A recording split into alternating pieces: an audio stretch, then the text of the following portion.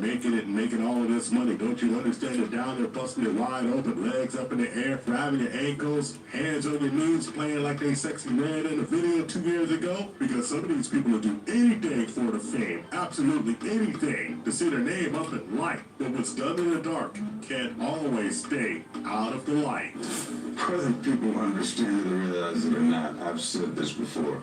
We've all been inappropriately touched in Hollywood. Period. It's just, that's what it is. We all, at some point or another, been inappropriately touched in Hollywood. Well, the truth is, we have a three-headed dragon of immorality going on here in a Hollywood system. First, there's a good old-fashioned casting couch, and if you don't get down, you can't get in. And if you don't get in, then you can't win. Maybe you could work yourself up to mid-tier when you want your career to be a star and be out of here. We all know what you need to do, my dear. The second head on the dragon is the absolute craziness that we have with all of these children being assaulted. These child stars. You've seen the tales from Nickelodeon. You've seen the tales from Orlando Brown. That's So Raven. We've heard all of these stories over and over again, and unfortunately, people still keep turning their kids into the grinder because that money, that silver and gold, is something to behold. And finally, we have us, the consumers, getting this agenda pushed down our throat. Doesn't even make sense in the movies anymore. And then you wonder why Snoop Dogg had to take a pause. But the amazing thing is how many people absolutely thought it was appropriate and it was his job to explain this to a child. Man, this whole world is cooked. You dig? The lady, which is Kiki's mama, they move on to the space years, they move down the line, and like, man, she had a baby with a woman. Remember, my goal was to get this far in Hollywood and still have a virgin ass and never had something. That was my only goal. Whatever your preference is, I don't really care, but I don't think you can block people. I think the problem with the casting couch is that if you don't do it, you ain't gonna do the role. I think that's really horrible to put on someone. I know I'm gonna get a lot of feedback out there, but I'm just telling you the truth. Anybody that blocks you from something to try to force you into making a decision because you need money or you want to be famous, I just think that's wrong. I have a term for it, but I can't say it on here. But, you know, it's just not good to me. I've had females come at me sideways as producers, you know? It's a weird business. It's a lot of beautiful people. People get attracted to you. Look, some people get attracted because they like dark-skinned guys. Some people like older guys. Some people like guys and girls have hit on me. Some people like you because you're powerful or you get powerful performances. This ain't real, man. This is acting. I knew that that's the end goal. So if that's the end goal and I'm there when I start, why would I deviate from that? Right. To speak business, there are people that we know personally that know people. I'm saying out here in the Hollywood realm, the Hollywood guys that I know, I see who they are, and I will admit, there is envy because I know I don't fit in around them. I will be the outsider around them. They don't fit in, they get fitted in. Thank you for watching the Tip Network. Follow us on all social media outlets and ask yourself one burning question. Can you handle the tip? Boom, we're out.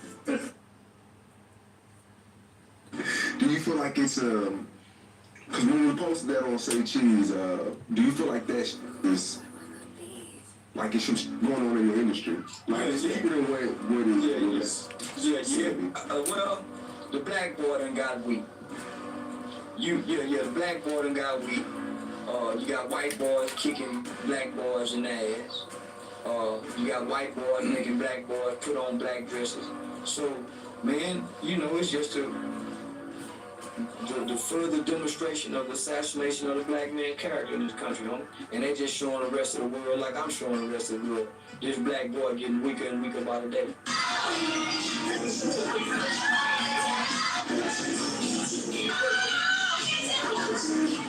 Are you submitting to the theory that Hollywood does try to make prominent black men put this up? Like, how do we feel about that? I believe because he brought it up a lot, and there was a narrative, there was an undertone, all sprinkled.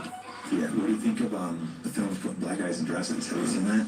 Has some comedian mentioned it? I noticed it was like everywhere. You think they're trying to feminize the black men now? I think there's an effort to feminize all men. I agree, all men. But black men are probably the least feminized. It seems like it's attack on them now. Absolutely. I mean, the hip hop's music is a hyper masculine, it's a martial music. Much of it is about killing. Yeah. It's the greatest military music on earth. And they've made a great effort to hijack our culture and put in front like black lesbians at the head of it. Even Black Lives Matter is run by black lesbians. Listen, I used to talk about gay Hollywood. And so many people would say to me, boy, we think everybody gay. Listen to what I'm trying to tell y'all, man. I can't do nothing about the lifestyle of men who choose that. But I do want to give you a little information. All you guys who thinking of coming out here, thinking you gonna make it, your home must be sacrificed. You're not gonna get it. You're not gonna get it, homie. If you ain't coming out of here to ride cowboy style at these parties. Like, see, Saints, Black Cat Dreams. I remember Outcast Photo, Outcast Mystery, Clowns, we go air on drugs. So wait a minute. What? First of all, you're not gonna speed past that like you didn't just say what you just said.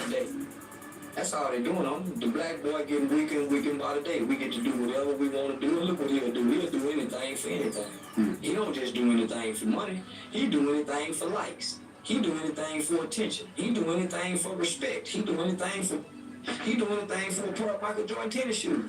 The black boy done got so he just do anything for anything. He ain't got no dignity, no integrity. Nothing about himself no more. And when you seen like your shoes, the 666. Who is his mom and dad? That's what we need to be finding out. What mom and dad is, what town he from.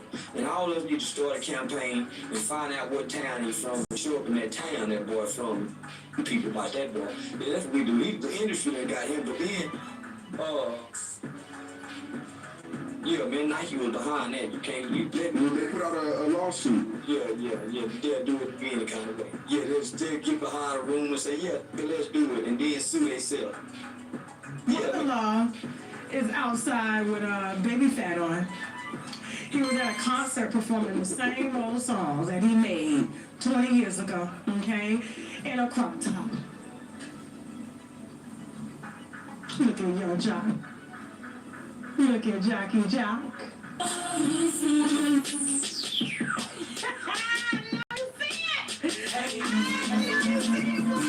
There. I would put $1 million on the table if I had it. That them sweatpants is mustiest. It's hot outside. He got a cup. He ain't got no drawers on, no undershirt, no nothing catching the sweat. So the sweat, I know he gonna have to throw his pants away. He gonna better get that smell out. Ain't no fabric softener gonna help that there.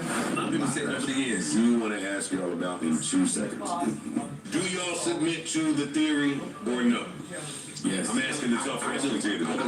I do. I mean, so many of we not in that industry, but so many of them say it, and they say that they're kind of adamantly against it, and they kind of trying to force it on them almost. You know what I'm saying? Like they try. So the theory is, just to be clear, Yeah, but specifically for black men in Hollywood. Yes, black men. Okay. Yeah. So they told me I could just put on the suit the men wear out there. I forgot the name of that. I was like, okay, I'll put on the pants. And, you know, it didn't turn into nothing for real. But I know what it was. I was like, here it is. Here it is. In the dress episode, homie, I'm at a stage in life where I'm past that, wanting that money like that. I mean, that money like that is good. It makes you not be accountable for nothing in a lot of situations. That's the good thing about money, because you're gonna get tired of going to the mall and all that shit. That play out after a while. But I'm saying, when you got a lot of money, you can basically buy your way out of most situations. Unless them people want you directly, they wanted Michael Jackson. That's why they came at him and put that on him. Michael Jackson been Michael Jackson for years.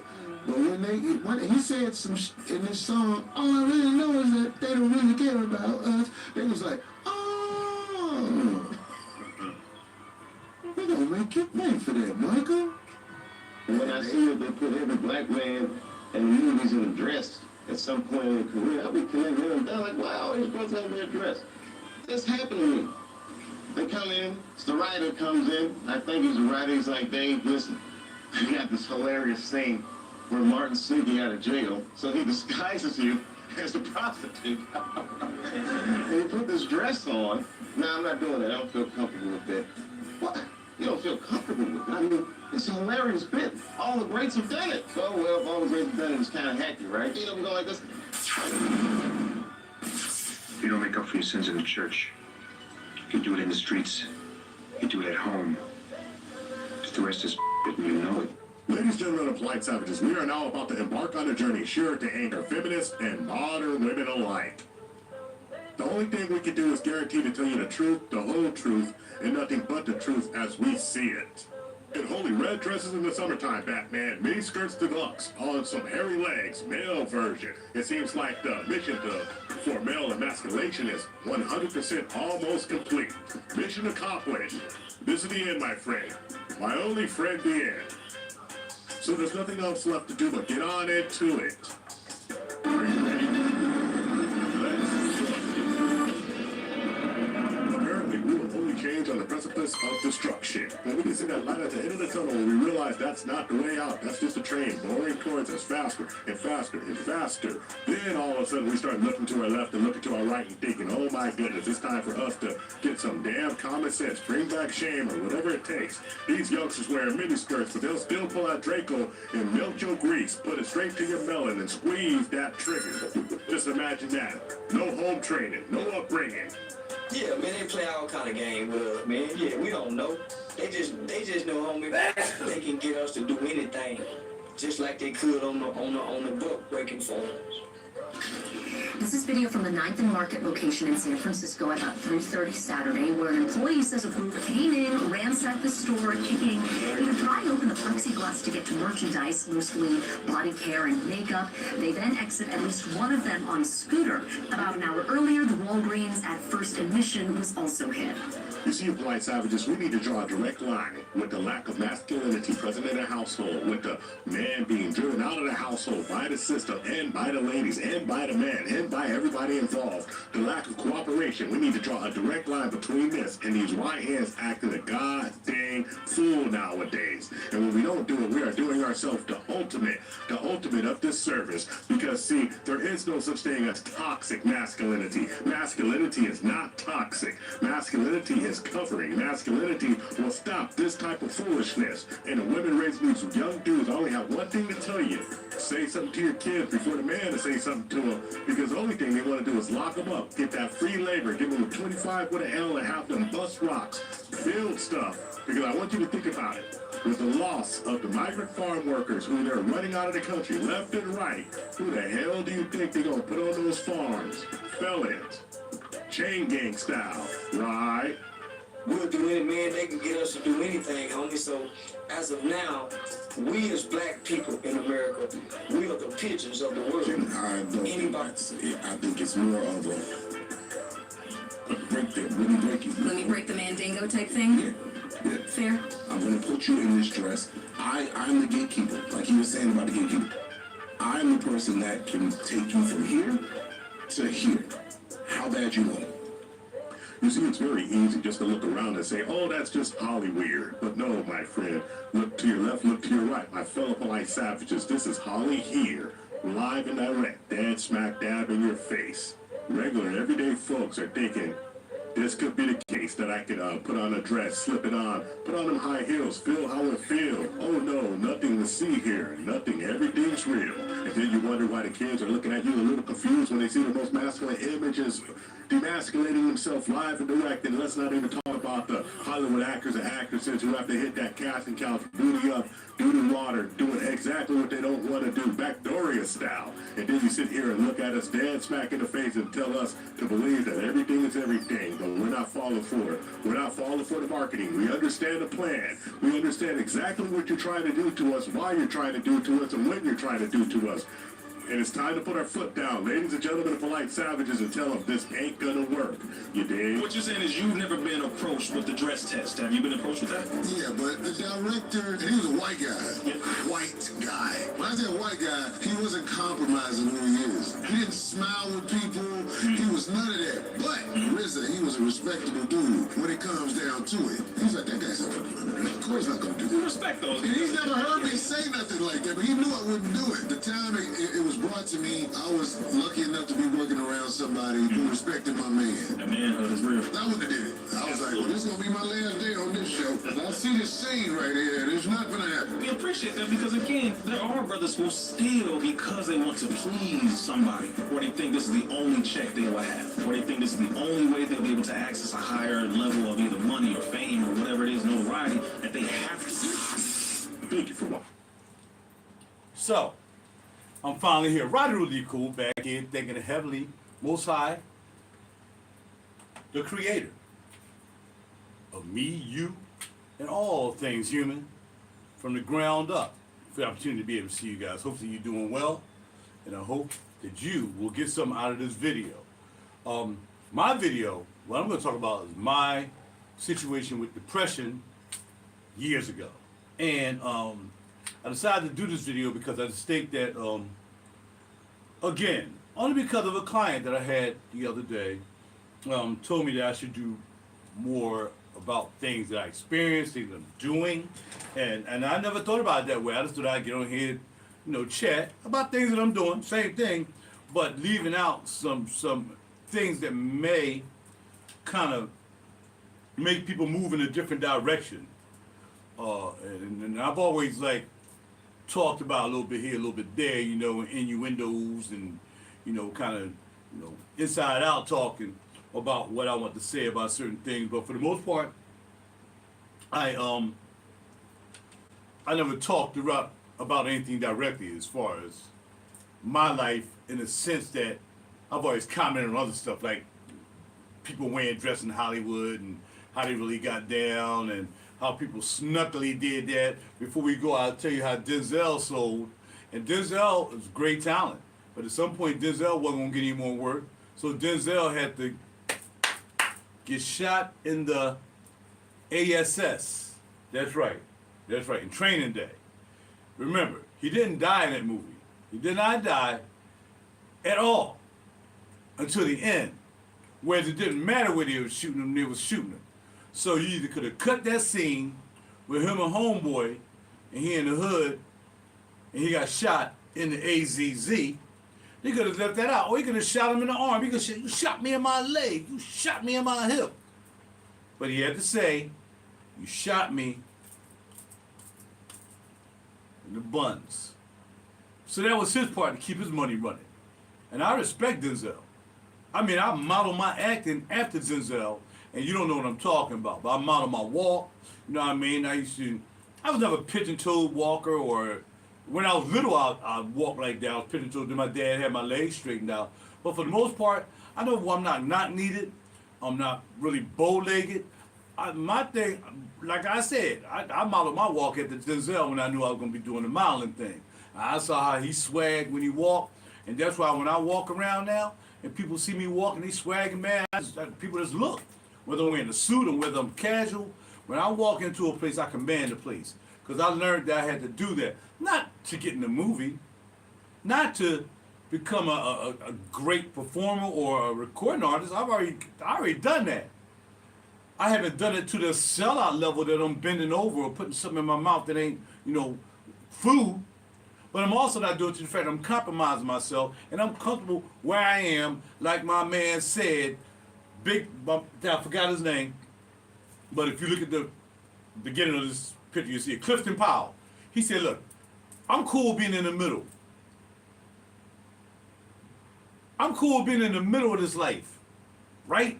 I don't need to be rich because there's more money, more problems. I don't want to be broke, but I want to have assets. So I invest a lot of my money in assets, not AZZ sets that you get in Hollywood or any place else that they want you to sacrifice your manhood to put you in a position to be in a position. Because like Kat said, a lot of them, once you give up that man card, a lot of people gave their man card to Puffy Boy, and now that man card is a wrap. You can't forget that. You can't forget. Meek can never forget that. Meek gonna have to live with that video of them and with Diddy. You have to live with that. He can't let that go. I hope that boy don't jump off a bridge after a while, because he's still young. When he get older, he realized that he's getting older, and he done that. Really, a lot of people who do stuff like that at a young age don't even make it to old age. Facts. Facts. Look at it. Look at Hollywood. And look at how many people who sacrifice a lot of stuff like that, who decide they don't want to do it anymore, they ain't around no more.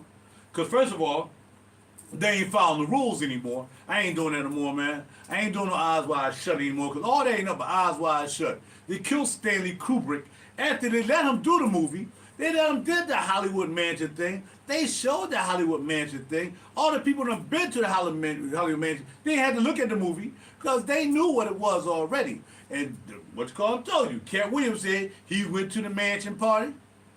He walked by, he looked in one of the doors, and he stepped back and looked. Guess what happened at the mansion party at Eyes Wide Shut? And he wasn't saying that because he saw the movie. Cat had to go to a mansion party. If you want to be a part of that situation, you got to go to the mansion party to get the money. Because all the guys who used to have money ain't got money. Because they didn't go to the mansion party. MC Hammer didn't go to the mansion party. They gave him money, now they took the money away. All the cats that stood up, they had to go through that, having all the money and not having money, because they wouldn't sell out. The dudes from the hood, Beanie Siegel, all them guys, they broke now. But that's because they didn't, and they ain't wearing any dresses like now, like some of you adults letting your kids get into the rap game, not because they can rap, because they can't rap. Who can't do? Anybody get up in the morning and go to school and get the bed, and others say then you bend over taking in the yang bang to the bang boom bang mouth, and who can't do that? It's the same drill beat. It's the same beat. They got the low frequency that's taking all these young people and have them killing their parents very soon. There could be a lot more. There's already some of them out there. These about they turned on the joint. And if you got that and you listen to the music whatsoever, it's about to get turned up because they turning it up. Whatever's in your body from that situation, they turning it up. They turn it up through the food because they know you're going to eat that food. They got you hooked and they put it in the food that turned that up. And now people either dropping, get violent, or they losing their minds. It's all around. You know that. You see it when the people drive. You see that. You know it.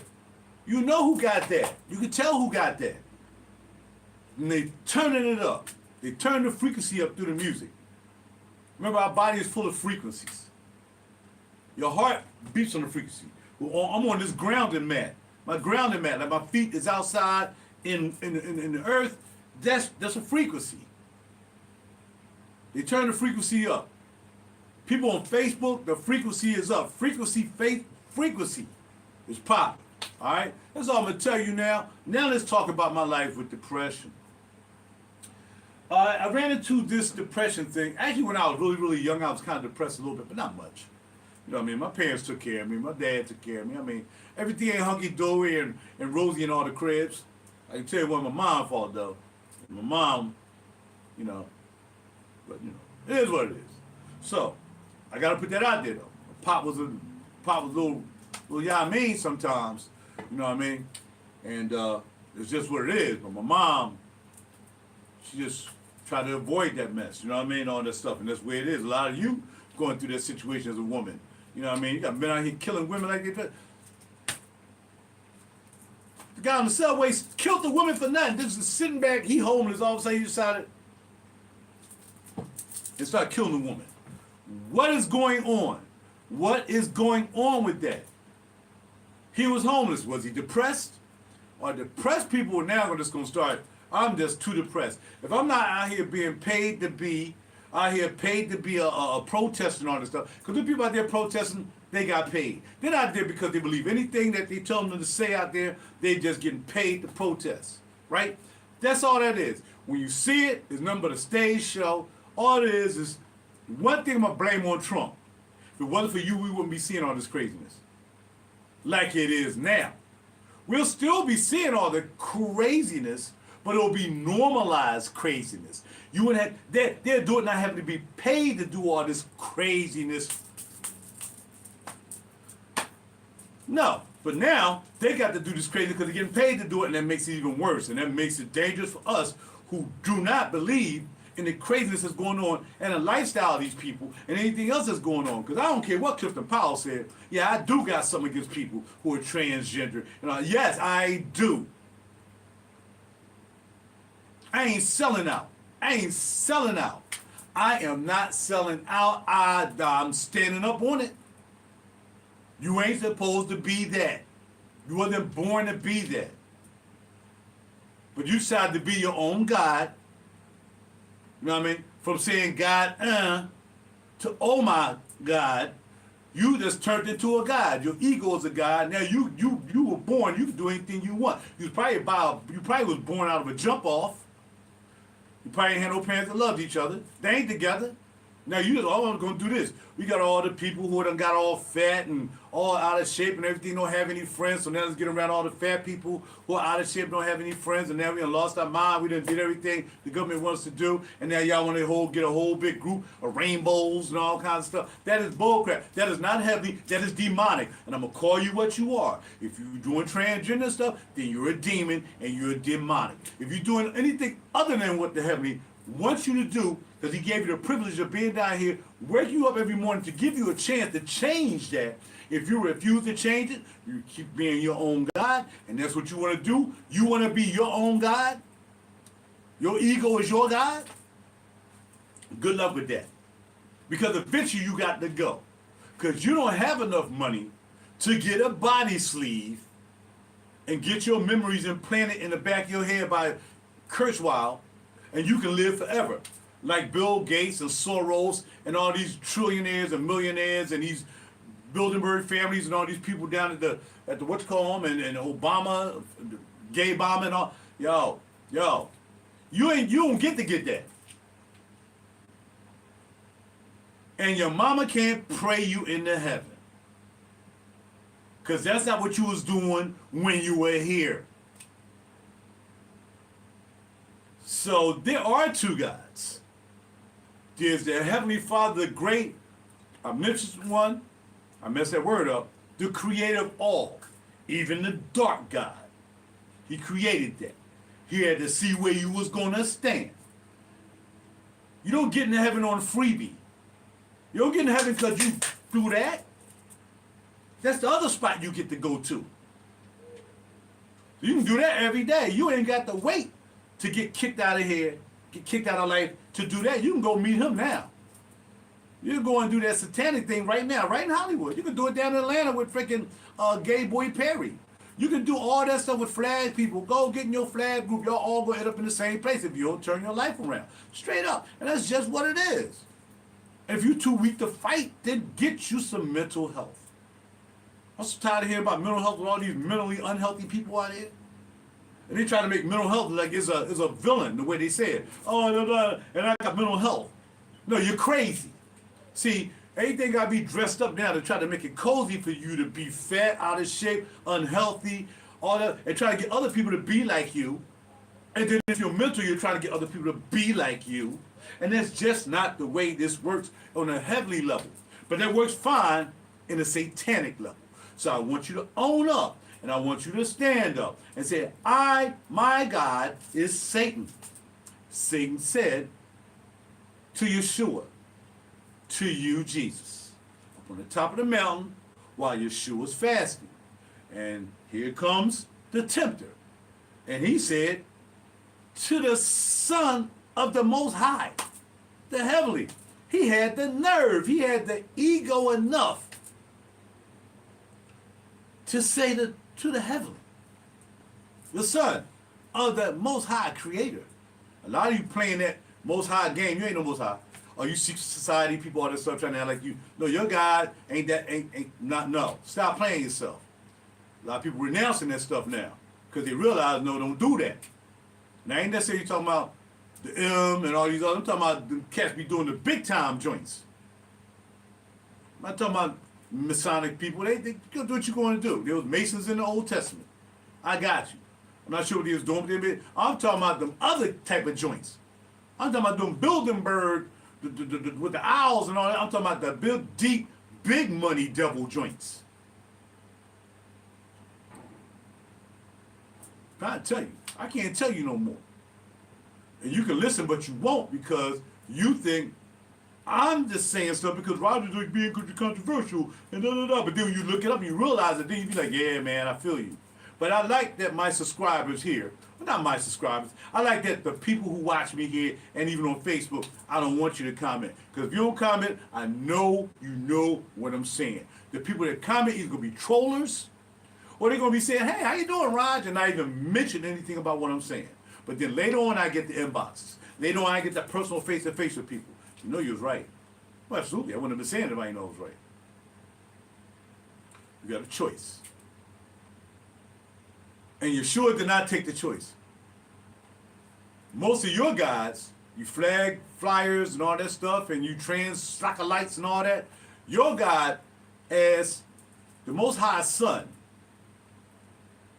if you bow down like you're doing and worship me like most of you are doing, I'll give you all of this. And when he said all this, he meant all of the earth, all of the world, all this belongs to Satan.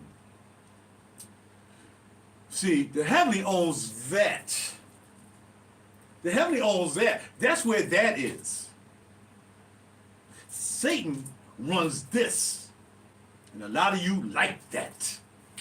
You like that money. You like telling lies. You like acting like this. You like stage and stuff. Because some of you so far in that you can't get out. You can't see a way out. And I'm going to get to my story after I had to set this up. I don't have no script to read from. Ain't nothing on this laptop. I just like to have it on to make sure everything down here working even though I'm not using it. I like to turn on all my stuff except them laptops. I'm looking at a software program to use my programs down here. I ain't reading nothing. I never read anything. You're going to have to make a choice. And let me tell you how you know you are worshiping the heavenly or whether you're worshiping Satan. The heavenly is you're going to keep having issues. You're going to keep having issues.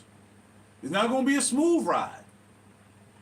Because the heavenly going to convict you. And not in a bad way. Because I've done some stuff over my life, yo. I told y'all 100 times I was a hoe. I was smashing 2, 3, 4, 5 women at one time. Never had a child and never had an STD. And I was smashing them. Now, the heavenly didn't agree with me smashing women like that. But my heart convicted me. Keep on doing what you're doing. Keep on doing your thing. But see, he had mercy and grace upon my life and my soul for me to be here to tell you what I'm going to tell you about the depression thing. If you feel comfortable doing all the flag and all this and that, and you feel comfortable with all that, then you know who your God is. And you have no reservations of wearing dresses, being trans and all this stuff. All the people in government that sold out to that, The people are satanic. They have sold themselves. They like money so much. And someone has promised them that if you get enough money, you might get the Born Forever sleeve with the implanted thing from Kurzweil, and you can live forever like Bill Gates and all of them. But you got to get it. Well, let me tell you, black folk, I don't care how much money you get, you ain't gonna never have enough money to get the sleeve, the body sleeve, the live forever sleeve, or get the chip put in the back of your head. See, that's already paid for by those people. You don't have enough money, LeBron, any of them. Don't have enough money. I mean, they gave them an underground cave. A couple of them got some underground houses. Oprah has an underground house just in case of a nuclear incident or a virus or a plague. LeBron built his. Zuckerberg had his. All these people had their getaway. But see, if there was a plague, if the heavenly sends down a plague, Sodom and Gomorrah,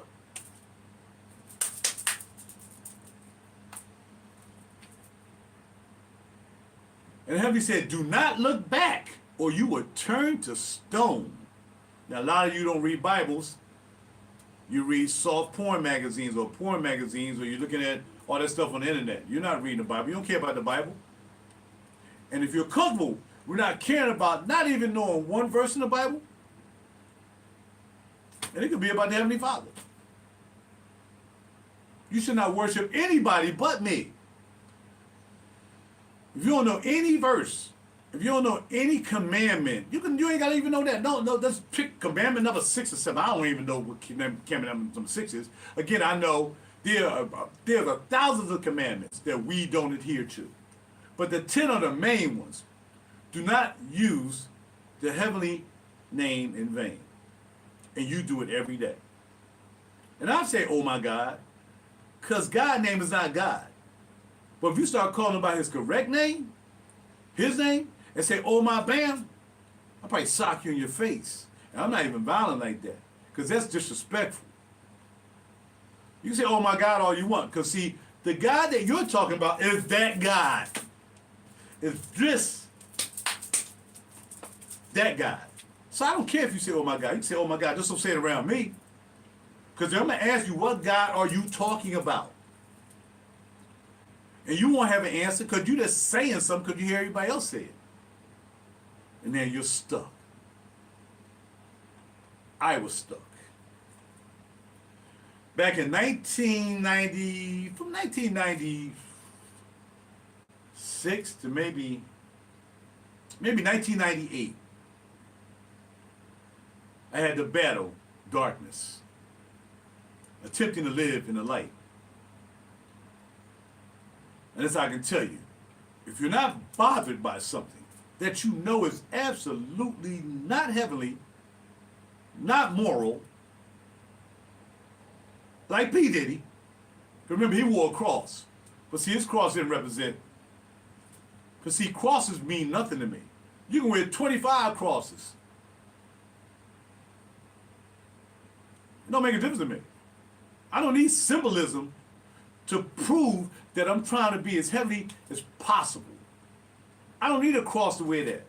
If I gotta wear a cross and say, I done said mother effer, oops, then I don't have no business even putting the cross on to begin with.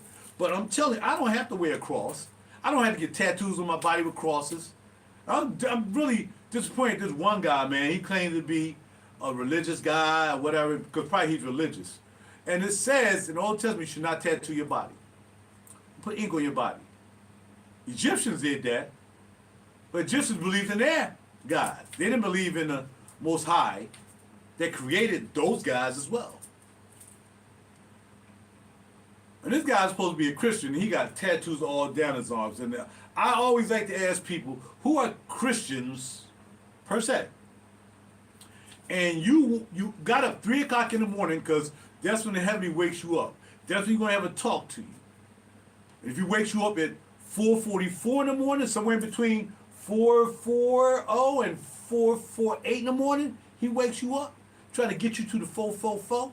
And we ain't talking about the demonic 4:44 that Jay-Z came out with. See, he was trying to counteract the true number 444, which is a heavenly number. And we know he's not heavenly. So he had to throw it out in the Hollywood. He had to throw that out to people who didn't know the concept of 444.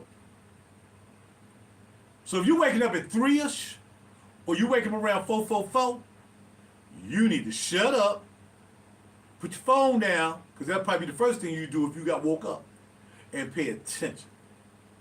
And if you don't hear anything, and if you do hear something, a lot of you can't sleep at night. Especially if you can't sleep at night. You don't get any sleep. It's impossible for you to sleep. So think about all the things you've done and knowing that you're playing with the wrong situation to be doing that. Because again, when you gone and you wherever you're going to be, can't nobody pray you into heaven when you've been living a satanic life all your life. I'm tired of seeing all these people, the little kids getting shot, getting killed in the street, and they putting angel pictures on their coffins or whatsoever, and come to find out this chick, all she did every day, and I'm sorry to tell you, all that little girl did all day, smoked weed, twerked, had illicit sex with different people, and now you want to pray her into heaven. She should have got herself prepared to pray for heaven. But she did not. She was out twerking because that's what the parents told her, or a parent. Because the parent can't pray themselves into heaven. See, my mother prayed for me each and every night. When my mom ended up with dementia, she was probably still praying for me. Your parents ain't praying for you. That's why you out in the street. That's why that girl got killed by the illegal alien dude. Told her dad, and she had a dad. What is wrong with this dude? I'm going to get some gas and I'm going out. It was late. Could have found out she had been seeing this dude all the time. Right? She had been seeing this illegal alien all this time, or something they said. The story behind the story. And that's who she ended up getting killed by. What's she out in the street for? She 19. My daddy told me when I was 18, you're going to come to my house any time you want, so I went in the service. I went in the Navy. What you mean I can't come in your house any old time you want? Well, I tell you what, you're absolutely right. You're absolutely right, Dad. You're right. I'm not going to come in your house anytime because in September I'm going to be in Great Lakes, Illinois, in boot camp. You're not going to pray your kids into heaven. The kids out here robbing, stealing, breaking, all in the name of black people who don't have anything. And then you're breaking, you steal something, you do what you got to do. You might kill somebody on the street like they did yesterday. Phillies killed the poor woman. Nobody know what that woman's background was. She probably did something she ain't had no business doing and got it. I don't know. I can't tell you. I know the dude who shot her for a reason. There's like the brother who shot his former wife when he got put in jail because some of the money he got he had to go to jail for. And then here she go on the internet flaunting money,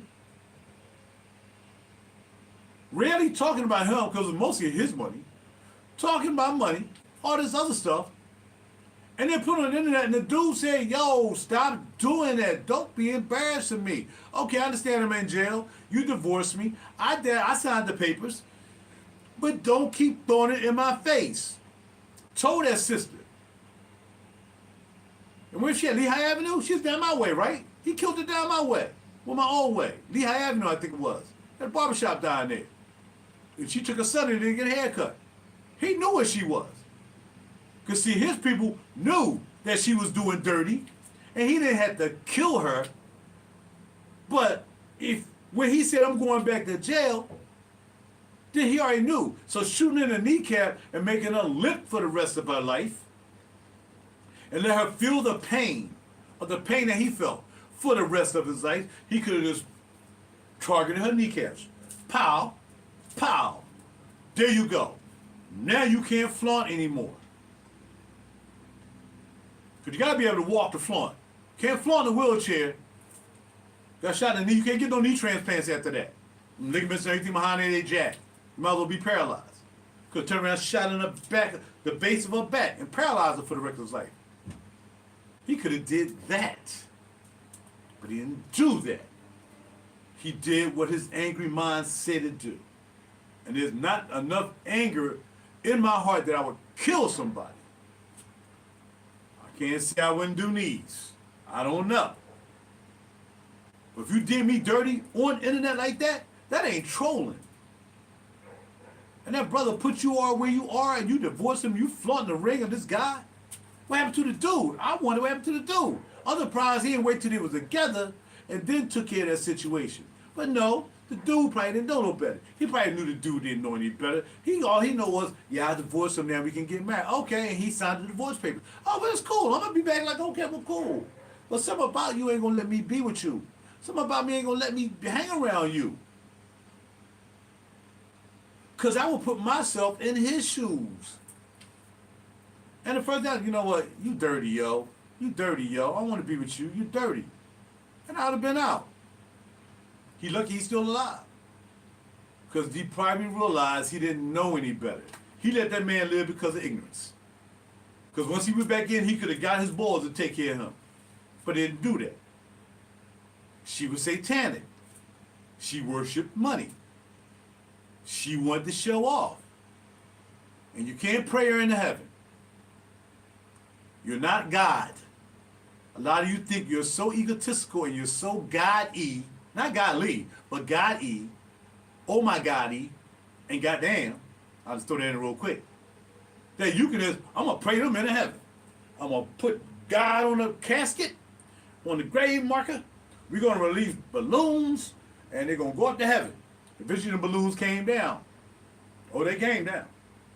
They came down with no air in them. And they went to exactly where they were supposed to be initially. They hit the ground. Y'all gonna stop playing with the heavenly. You're gonna stop playing. I ain't gotta be the pastor. I ain't gonna be able to get flip-flap in my law. I mean, I respect my man Dennis trying to do the right thing because he had that kind of life back in the day. I can say that he probably wouldn't mind me telling you that he had that kind of life back in the day. And now he changed his life. And now he's an outstanding citizen and representing the heavenly. But all these other pastors out here, Pastor Moneybucks, the dude over here that just got locked up, cheating on taxes, buying Versace's and all kinds of stuff. Your boy Jamal, getting the doggone homegirl pregnant. Eddie Longstroke, doing dudes. You know Kurt Franklin freak. Representing that. Stuart Copeland, not Stuart Copeland. The Copeland dudes, Stuart Copeland's the drummer. I think he's a nice guy. All these freaking Joel Osteen, all of them setting you up. And you think, because you listen to them people in the morning, or whenever you listen to them, that they're going to get you into heaven. No, you have to be responsible for getting you there. And if you're not living that life, if you're not even attempting to live it, you got to at least attempt to live the life. You just can't be accepting everything somebody throw at you.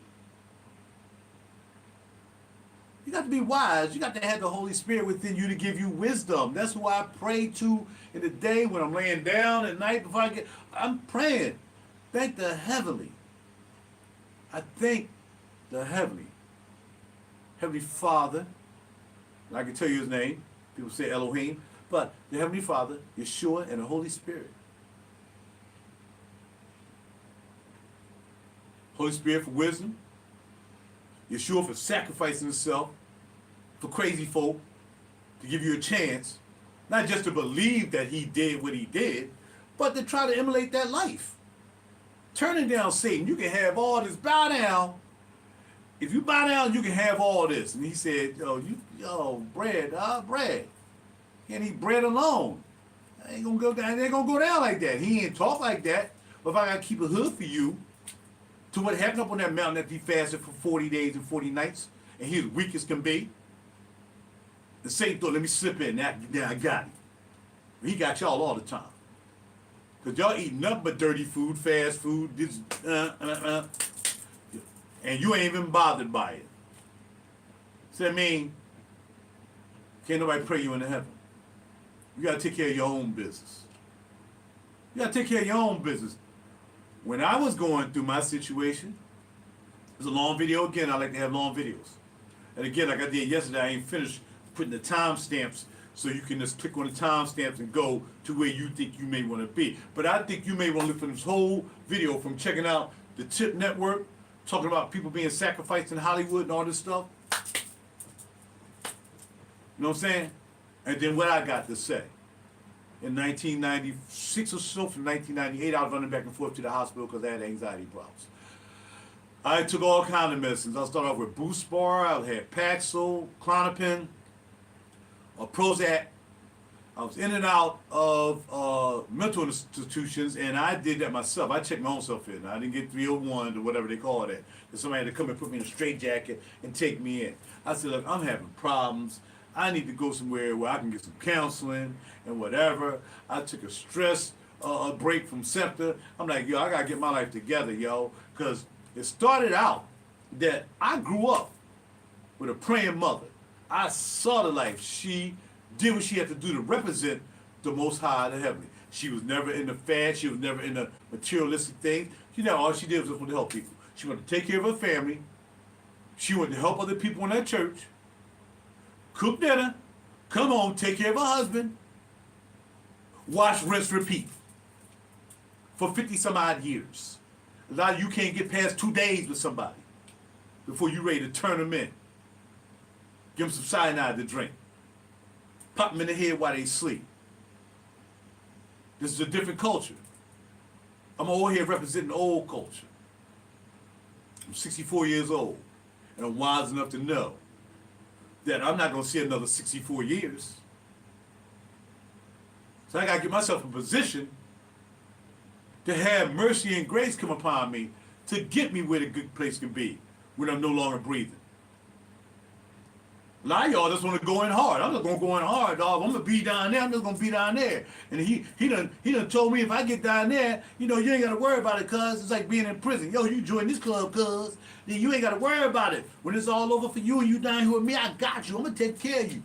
How many people would be tricked into that trick?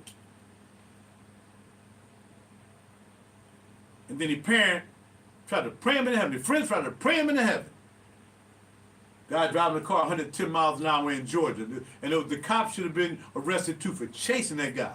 Should have let that guy go. He would have got where he got to go. He could have got his license plate and just let him go. The dude ended up almost killing another person, crashing a doggone BMW into a tree, doing a $1.5, $1.10, automatically thing in flames, car decimated, but he almost got somebody else killed. He could have got many other people. Why didn't you stop? Just think about it. I think about Georgia. My mom came from Georgia. She came from Rennes, Georgia.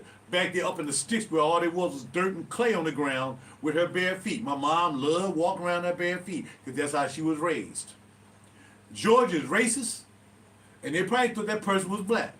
It could have been a Caucasian guy. Nobody know who he was yet because he burned to incineration. But somebody had to realize who had that car at one time. It was a white Beamer. You know, I respect the beams. He ran into the tree and almost killed this woman because Mr. Racist was chasing him for no reason. He chased that man for about 5 miles. Check it out. Or maybe if I find a video, I'll put it down below. Bam. Ryan, we gonna talk about your thing. Fine. So I started checking myself in. I think the first one I went to was Friends on Roosevelt Boulevard. Then I went to another one that was out in Roxborough. I stayed out there for a couple of days. Then I think I went to, the last one I went to was Mount Sinai in South Philly. They closed that down. That was crazy when I was in that joint. That was the last one I went to. And this guy was in there. I was in the bedroom with this guy, no Diddy.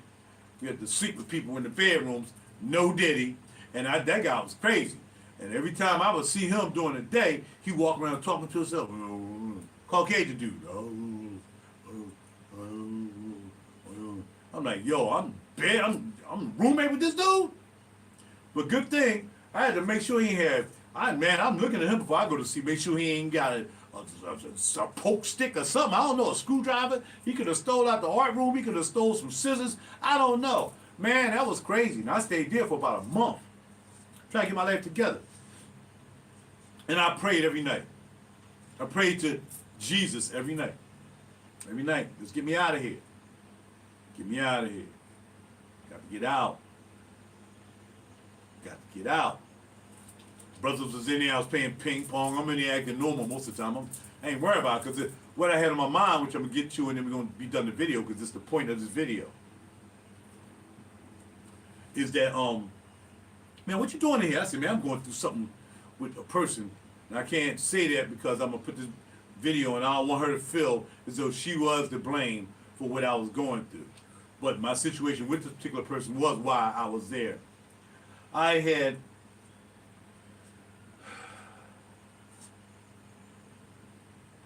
it was suggested to me to go get baptized by some people. And I'm like, all right. I mean, my mom was baptized, you know what I mean? And the baptized thing, you dunking me in a pool. Like a real baptism is you actually get in real water. You get some shallow water, get dunked in some earthly, heavenly water. And I ain't talking about the Schuylkill River either. I'm talking about some earthly, heavenly rolling water. You go to that lake, and you don't get dunked in a bathtub or a swimming pool. And no, that don't mean a thing. Believe me, it don't mean nothing. It changed me for a second because I thought I was Jesus. And that's where the problem happened, when I thought I was Jesus. So, but you gotta remember, everything I went through right to this day, to this point I'm talking to the heaven, you already know. He knows what's gonna happen after this. He knows what's gonna happen down the line. He knows. So, I can tell the truth. So, I'm like, all right. So I go out, I get baptized. I'm trying to do the right thing. I'm going to church every Sunday. I'm even going to Wednesday afternoon, because that church, not going to mention church names, because that pastor got into a little problem himself, and I was really terribly disappointed when I heard about that, and then I saw him eating breakfast one morning. I really didn't admire him per se. I thought he was an actor. I thought he was an actor, but overall he was all right. I mean, one time I came in and asked for his help. He told me to stop being having pity parties, and stuff like that. Because sometimes the life of a per se Christian, which I'm not a Christian, because Jesus didn't say he was a Christian. Some Caucasian dude named him Jesus Christ. He didn't say his name ever was Jesus Christ. So I'm not a Christian. And with that being the case, and I'll spread this little knowledge around to you, there's 5,000 Christianities. Which one are you? All right, anyway. So, I'm going to work on my car after this. Little break. So, I was like, man, all right. And y'all know me. When I do something, I'm going all in. My mom was proud of me. Okay, I got baptized. I'm ready to go all in. I'm ready to be Jesus. Gotta do it. You know what? You can't be skipping. Can't be straddling no fence. You can't be here like, today I'm gonna do some stupid stuff and today I'm gonna be Jesus. Like they do now. But they more lean towards, I'm just gonna stay over this side because he promised me, give you money and everything, give you this world, all this stuff. He give you all that, you know what I mean? Dog, I like splurging, I like shining, dog. I like wearing dresses, dog. I like flags, dog. I like having sex with men, dog. I like women having sex with women, dog. I like that, dog. I like that. That's what he do, dog. That's his thing, dog. I like that, dog. I'm jumping off the fence. Ain't no fence for me, dog. I'm staying right over here, dog. It's fun over here, dog. Nothing over here but integrity. RaJuR, you got a lot of stuff. I do. But it's functional stuff. It's functional. RaJuR, you got high-end clothes. That's right. But it's functional for what I do. It's totally functional. Right? Whatever that wind was. That little gust. Yep, that was functional. My stuff is functional. I can create music with this. And I can help you create music with this. This is functional. Ain't no fence over here. I'm going to fall off the fence to the good side. Good as God. That's what people say. That's where the word came from. But his name is not God. Okay? So, I'd rather fall off on this side. It was a battle. And I told y'all earlier, if you out here acting a fool, you doing things you don't need to be doing, and you're going to do some things so am I that I ain't got no business doing. There would be a disappointment to the heaven. And I've done many of it. And I'm still here. Thank the heaven. Because I acknowledge him each and every day, no matter what I do. whether it's decent or whether it's not decent, I gotta acknowledge it. I gotta eat it. Yes, yeah. I thought about the honey buns that was walking down the street and them buns was like bun, bun, bun, bun, bun, bun. You can look at buns. You just can't lust after buns. The difference between buns and looking at buns and lust after buns is, you want to smash that. Boy, if I get out smash that, I know people cheating on it. I know people that saw they, man, it's a shame. And I can't tell people what to do with their lives, man, but I think it's totally disrespectful in certain contents. But I won't go there because I have people in my life that might be upset that I'll say what I'm going to say. Even though if I don't say the name, they know it applies to them, and I just don't say it. But sometimes I'm upset with some people sometimes when they're doing things, and I think it's totally disrespectful. Especially doing with other people that I have caring feelings for. You know what I'm saying? So I just try to stay out that situation, away from that. More often than not. Not because I'm scared I'm going to turn and be disrespectful, but because I don't want to be around disrespectful people disrespecting things like that. They haven't got me to this point, and it was a struggle. I was in the hospital just about 2-3 times a week, thinking I was having a heart attack. And I knew I just couldn't keep doing it because I knew my medical was probably like, yo, you know, your bill gonna go up because you keep coming here, ain't nothing wrong with you. You need to go and get some anxiety. So I said, well, instead of going to the hospital, just go check yourself to a psychiatric joint, and then they got health there. They can take the blood pressure and all this stuff. You think your heart about to beat out your chest, they can check you right there. And you ain't got to worry about getting in your car and flying to all the high. I can't go to the same one all the time. I go to Jeans. I go ride all the way down to Heineman. I never dealt with Jefferson. Jefferson was always too crowded. I was born in Jefferson. Maybe I didn't want to go in Jefferson because I thought maybe I wouldn't walk out of Jefferson. Heineman. You name it. All these joints around here. Temple. Temple was trash. Einstein. Man, because I couldn't keep going to the same Chestnut Hill. I couldn't keep going to the same hospital. You're like, yo, dog, wasn't you just here like last night? Your heart again? Yo, ain't nothing wrong with your heart. Nothing wrong with your heart, Mr. Holloman. There's nothing wrong with your heart. There's nothing wrong with your heart. Man, no, I feel like there's something wrong with my heart. It was Satan. It was Satan. But that wasn't Satan. Satan didn't know he was doing me a favor in a sense. Because it made me get to the point that I had to go put myself in position. A lot of you out here, Satan controlling you, and you don't give a hot ding dang. You don't care. You like it. You don't want to fight. Or some of you too weak to fight. It's easy to get out here, twerk, show my breasts every morning, bend over. Every time I see you dancing, you ain't got nothing to contribute to this earth except dancing, cussing, fussing, killing, stealing, twerking, boobies, and fake eyelashes, wigs, blah, blah, blah. I can't deal with black women who talking about they can't stand with a black man with a white woman. And then, does that mean that, okay, now that you're putting on a wig, I'm going to want you instead of the Caucasian woman? Not with a Caucasian woman because she got hair business and she got money. She has a business. And she's not materialistic.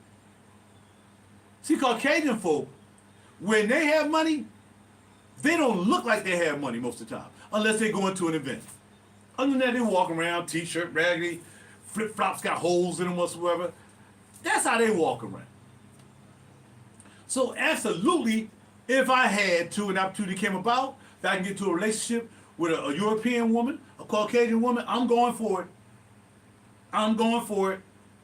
As long as I'm attracted to her, I'm going for it. As long as we got the same ideology, I'm going for it. I'm going for it. Because I ain't got nothing from these sisters of color. Not yet. I have good friends that help me. I help them. We got a good relationship. I got that. That's not what I'm saying. I'm not saying anything against them. Again, it doesn't apply to you. Just ignore it. There's no right. It can't possibly be talking about me. And you know that's right.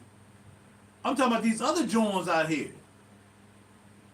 So, well, what happened that you finally got out of Mount Sinai, Raj? Well, what I did was, Mom and Dad came pick me up. None of my mom was praying for me every night I was in there. I can tell. I knew she was. She protected me from the crazy dude. And I don't want to say crazy. I'm just saying, I couldn't trust him. I was on my knees praying every night. I'm like, yo, I just want to get out of here, but I know I just can't leave out of here because I'm end up coming back here, like going back and forth to the hospital emergency room. These guys still working on our decks and everything. They're going to keep working on these decks for 25 hours, man. And I gotta close my window because they'll start drilling and stuff, and I have a whole bunch of dust and dirt in here on my equipment. Stand by.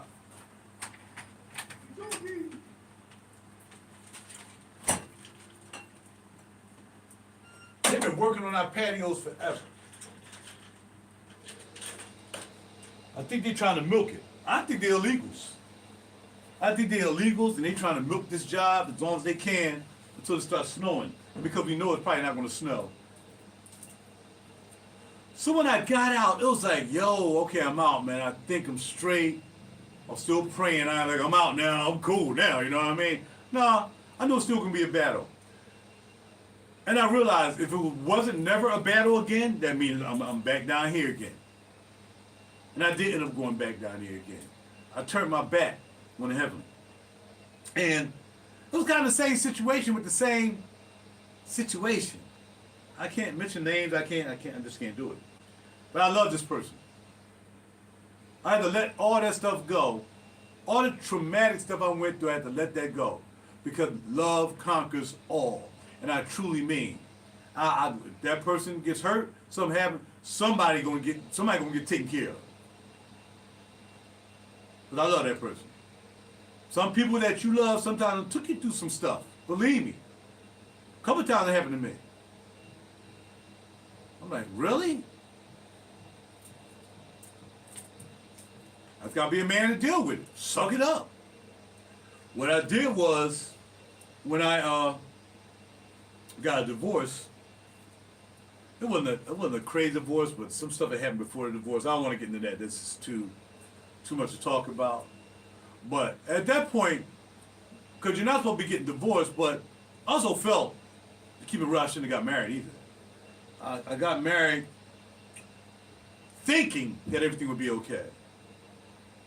And the person I married will probably look at this video, especially on Facebook. And I still love you. I do love you. I love you forever. I will never not love you. But just because you love somebody don't mean you couldn't have problems with this person. And this person actually helped me grow through that. And so it's what it was. But I got to the point that I had gotten angry, and that dunking in the tube at the church just didn't make a difference to me. I didn't care about that. Because I was angry because I felt as though I not really failed because I didn't think I was really mature enough to even get married to begin with. I'm not talking about age-wise, I'm talking about in my mind-wise, knowing that I knew how my mother and father stayed together at that time. Probably was like 50 years at that time. I'm not sure, maybe 40 years. And I just knew I wasn't built like that. I'm not built to be married. Then, I'm not built to be married. I'm selfish at times. I'm possessive at times. I started my mouth yapped back then with the cussing every now and then, but not a lot, you know. And I just kind of knew I wasn't really ready to be married, but I'll kind of force myself to get married. Even though I had been with this person for a while before we got married. It wasn't like, bam. When the person before her, the person I married, I've been married twice. The person before her I was married, I was with her for like 9 years before we with her for 7 years, we was married for 2. And we didn't want to get married. We got married via pressure. And the second marriage was kind of like that too, because I knew I ain't doing no shotgun weddings, I mess around and get shot. So even though I had reservations right to that night, I still got pictures of the wedding. I sent them to her. I sent her pictures of them. You know, it's just a time in life, man. You know, so there's going to be different times in your life that you're going to do different things that are going to ask you to make different decisions that may affect your life. I mean, I'm not sure. I mean, like I said, nowadays people get mad at each other, they kill each other. They poison each other. They get somebody else to kill you. It's just crazy nowadays. And I think heaven it never was like that in my situations. So once I got divorced, actually we were still seeing each other, you know, on an intimate level for a little bit. And then something else happened and we stopped that. I can tell you a whole story about that, man. It was hilarious what happened. But it's hilarious now. But it was scary back then when I was going through it. And yeah, it was crazy. But I found I joined Black People Meet First. I said, well, I gotta find somebody, man. I don't want to be by myself because I mean, at that point, you know, we had both cheated on our wives and husbands. You know what I mean? She had cheated on her husband, I cheated on my wife, and that's how we got together. So it wasn't like bam, bam, boom, bam. Oh, we were somewhere and we saw each other, we fell in love, and the flowers start blooming and stuff like that, and angels start flying next to us. No, it wasn't like that. No, it was a bad situation in the sense the way it happened. You know, we ain't care about other people. I wrote that song. It's called All About Me. I didn't sing the best on that song. It was an emotional song. So if you listen to that song, All About Me, on the Experiences album, that part of that, I had like 3 situations I was in, and I talked about or sung about all 3 of them.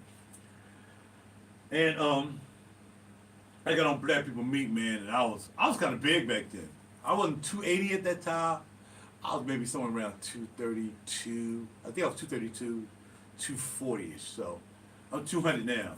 But I was a little bit bigger. I know I was wearing an XXL because I had an XXL Barkley shirt. I still got an XXXL hoodie. I was big. In fact, I had an XXX hoodie. Nice hoodies back in the day. Them joints like $200 a pop. They'll save the money, put them joints on layaway on Alney Avenue, and go there and pick them up. I still got my L&G glow in the dark skull joint. I was gonna sell it, so I'm gonna keep it. But I was big. Yeah, that was an XXXL too. My Barkley jersey was XXXL. Yeah, I was a big guy. I was a big guy back then. But I was still getting the honeys. And I was with this lawyer one time. We ain't doing anything. I just met a lawyer, so I wasn't big enough to meet this lawyer. She was a lawyer. Quick story about that. We had a situation. We was gonna meet down at Lucky Strike. I didn't know anything about Lucky Strike. She said, "You ever been to Lucky Strike?" No, go to Lucky Strike. So I asked my boys. I used to have sweet 4 or 5 pair of Timbs. They didn't wear them. Clean. Again, I was always clean. I said, "Well, wear my jersey, put my jeans." I said, "Yo, man, can I wear Timbs down there?" My boy D, he was in the supervisor booth. "Yeah, man, you wear Timbs down there. Yeah, you sure? Yeah, man, you wear Timbs, man." I said, "My joint's brand new. I didn't even worn. I'm wearing for her though. She a freaking lawyer. Oh, I'm wearing them joints. She was beautiful, beautiful light-skinned sister. Oh man, that would have been crazy." The scary part about that been what? But does she really want to be with you? Yes. You know why? Because all the guys she want to be with, who probably making the money she make who are lawyers, they're gonna cheat on her all the time. She knows if she get with me, I dang sure ain't gonna cheat on her because she a prize to me. See, you gotta think about that, young people. You don't want to be with somebody who's making a lot more than you, too much. But you don't want to be with nobody who's not doing anything. So if you're a woman of character and you making money and you in the business of maybe being a doctor, a lawyer, Indian chief, whatever, you can't be with them people. They making just as money as you, much money as you, and you both got something to lose, especially if you get married. So no, you don't want to do that. Ain't no prenup gonna go down with that. So you're not gonna do it. So I'm saying to you, about her, I wasn't worried about it. I was confident. Got down there, you can't get in with Timbs. What are you talking about? Can't get in with them Timbs, bro. Bro, I never wore these Timbs. They brand new. I got on my Barkley jersey, bam, t-shirt. Come on, man. I got this lawyer. I got a lawyer. A lawyer. Man, I never been with a lawyer in my life. I got a lawyer. We gonna go up here and bowl, baby. Lucky Strike. Nope. Look at this. He point to the sign. No Timberlands. But D told me I could wear Timbs. Bro, I had plenty of shoes. I could have changed the whole attire. Bam, I'm gonna put this on and still be casual. I can wear a pair of jeans and still put on some calf toe Mayanis, and I'm still fly. I could have threw the Mayanis on, kept the jeans on, took off the jersey, put on a nice dress shirt, leave it open like I wore yesterday, leave it open with a black tee or white tee. Bam, got the Mayanis on my feet, or close it up. Just let it hang out. I like to show off my belt a lot. That's why when I have on a nice belt, I usually leave my shirt open. You know what I'm saying? Or I try to do that cool tuck. But I don't like tucking one side of the shirt down and just show the belt. That's dumb. I don't like that. But they do it. So anyway, she was upset. She was like, "What? Well, why did you wear Timberlands?" I never been down here before. I had asked my man who been down here before. He said he wore Timberlands. So tonight is no Timberland night because I'm with you. She was stunned. But I had $100 and so much. I said, how much I'm gonna need, man? She a lawyer. Said, bro, you better take a buck and some spare. Take a buck and some spare. You gonna need it. She a lawyer too? She ain't paying for nothing. She ain't paying to get in. She ain't paying for jack if you get something to eat after that. We probably just would have ate some old, bop food up there. I would have called it a buck. For her, I'm willing to spend a buck. We ain't spend it there. I said, what you want to do? Look, anything you want to do on which I'm downtown, I should have.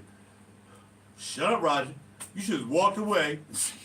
You should have walked away in shame. Hey, it was nice meeting you. Call it a night. I'm out. I couldn't do that. I got too much pride. I ain't going out like no sucker, dog. I'm going for it, ladies. I'm taking a chance. All right, baby, where do you want to go? You hungry? Yeah. I never even ate downtown before. Nothing. Not even fast food downtown because I don't do downtown. So, well, maybe when I was working out here doing all right parking, but I was 20 years old then. Anyway, I don't do downtown. I don't do downtown now. I'm not paying $20 for parking. That's a drink. There might be 2 drinks. That might be her drink. I ain't going downtown to do nothing. I can get just as much quality up here at Polydor, Plaza Azteca, wherever else. I'm not going downtown to spend $20 a park. Out of here. That's a drink. Wednesday night's free parking though. But you ain't getting out of there then because everybody going to be down there because it's free parking. You know what I mean? You might park in a lot somewhere you got to walk 25 miles to get to where you're going to eat. And I ain't eating at Fridays on Benjamin Franklin Boulevard or whatever, Martin Luther King Boulevard, because I don't eat Fridays. But there are some nice restaurants here too, down the street for Fridays. Anyway, back to the story. All right, let's go to Mitchell. I was about to say Mitchell and Ness. That's right, because I did have my Mitchell and Ness jersey on, Barkley joint, and my hat on. Let's go to what is it called? Goldman and Mitchell and Goldman, or Goldstein, Mitchell, M. I know I had an M in there. McCormick and Smith. I know I'll get it eventually. Should remember baseball player, Mike Smith. McCormick and Smith, Mike Smith. I always get it. But I got it. I'm old. I forget stuff. I forgot to know where the remote is. Where the remote at now? No idea. Just had it. I'm serious. Just had it where? Oh, there it is. It's down here. You're hiding stuff from myself. That's how old it is. So, we go around Mitchell and Ness, McCormick and Smith. We go around there and we grubbing. So I'm like, yo, I got to be aggressive, man. She a lawyer, dog. I got to show I ain't scared, dog. I ain't scared. And I got punked. Because I ain't know anything about having your nails done and stuff like my nails. I got my mom nails. My mom never had cuticles. Me and my sister, we don't have cuticles. Our nail bed is that big. We don't have long nail beds with the white little moon in it. Never had that. Never will have that. You get your cuticles pushed back or something. I ain't doing that. These nails are fine. These nails play guitar. They play bass. They play drums. They play keyboards. They engineer. I get dressed with them. I put on gear with them. And bam. Ain't nothing wrong with these nails. They're 100% great nails. These nails have created great albums. These are Grammy member nails.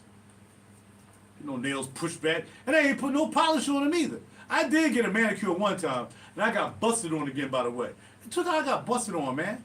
Yo, that was crazy. All right, finished up her bus. So we sitting there, we eating, we grubbing. Bill came to a Bucky. You know what I mean? Bucky with the tax, of course, is $1.20. You know what I mean? So we sitting, we was having a little drink. So I said, let me touch your hands. They look so soft. So she put her hands in my hands. I'm like, yeah, player. Lawyer. Told her to put her hands in my hand. She put her hands in my hand. In my hand. We get to the end of the story in a minute about depression. Because I was kind of depressed after she said what she said. She said, let me see your hands. I turned them over, my hands in her hands.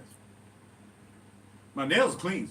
Nails always clean. I don't get down like that. I know people got dirt on their nails because they worked on cars or they just don't like cleaning their nails. You can't even dig it out. It's part of their skin now. They probably got freaking dirt running through their bloodstream because your open bed is right to your bloodstream and it is pink. And anyway, so she said, you don't get your nails done?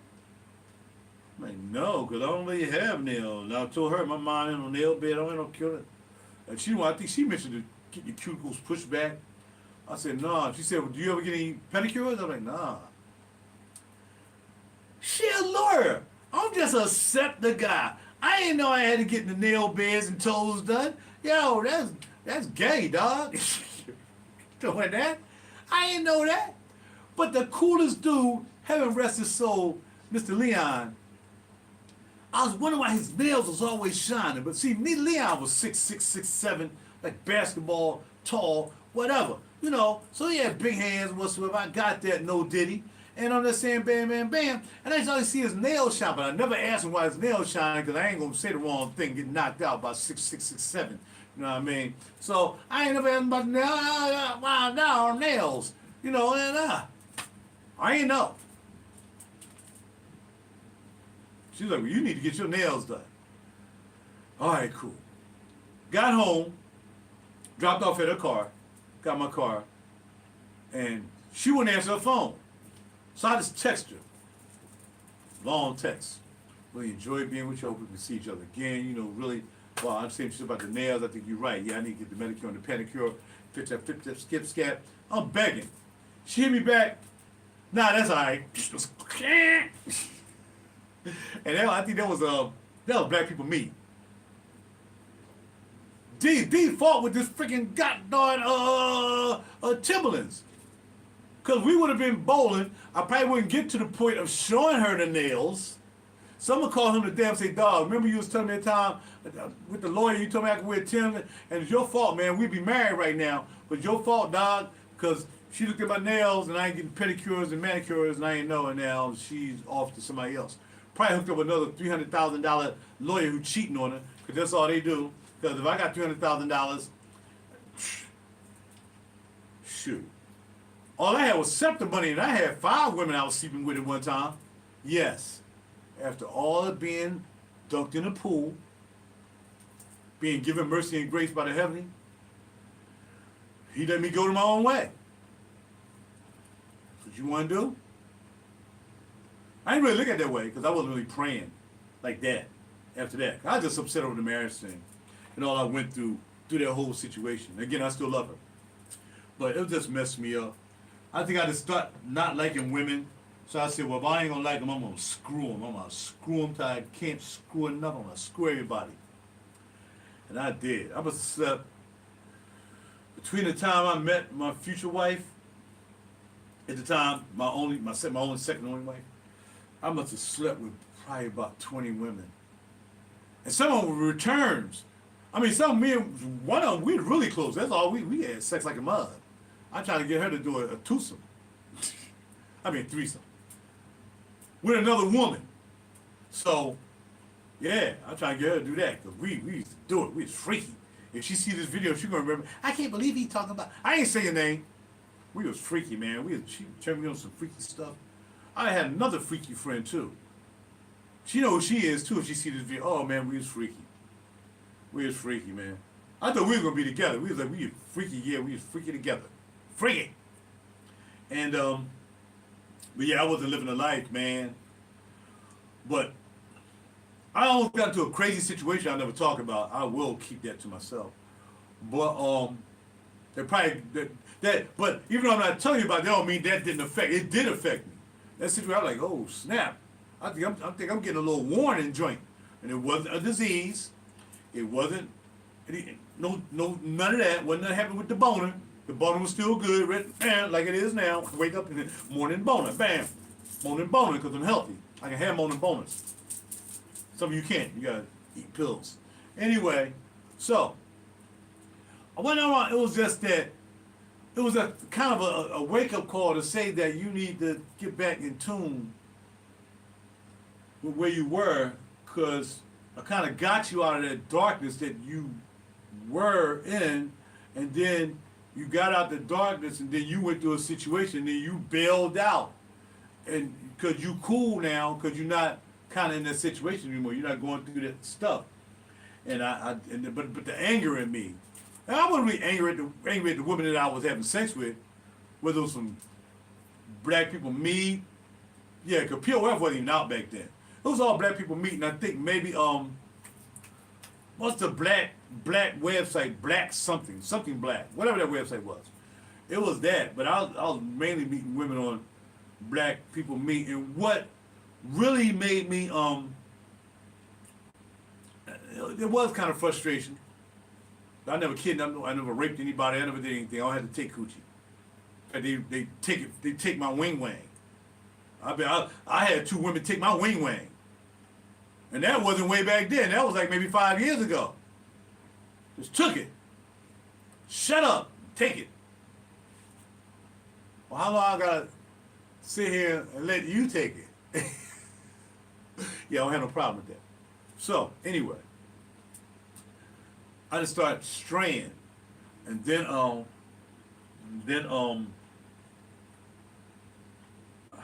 know what really got me back on point. I'm just happy I am where I am now. But I don't know. Oh yeah. I met my significant other and ended up getting a crib up in East Oak Lane, and she stopped me. Because I knew she was not going to be that kind of woman. And I still love you too. I did you wrong like a mug. I wrote a song about it. It's on the Experiences CD if y'all want to hear it. It's called So Sorry. And that's her song. Yeah, I did her dirty. I mean, it was okay. I mean, it wasn't all clean on her side either. I'm not talking about cheating or anything like that. I did the cheating thing. But it was like some stuff we was doing just wasn't working for me, man. It was like, I was talking to it with my client. We was talking about that. We was talking about animals. And that's like a love-hate story about animals with her. But I don't know, man. I'm just not an animal person. I would never be involved with somebody who's an animal person. It's like them having a child living with them. You gotta pay them attention that I want. I mean, I gotta walk the dog. I gotta do that, and I gotta do that.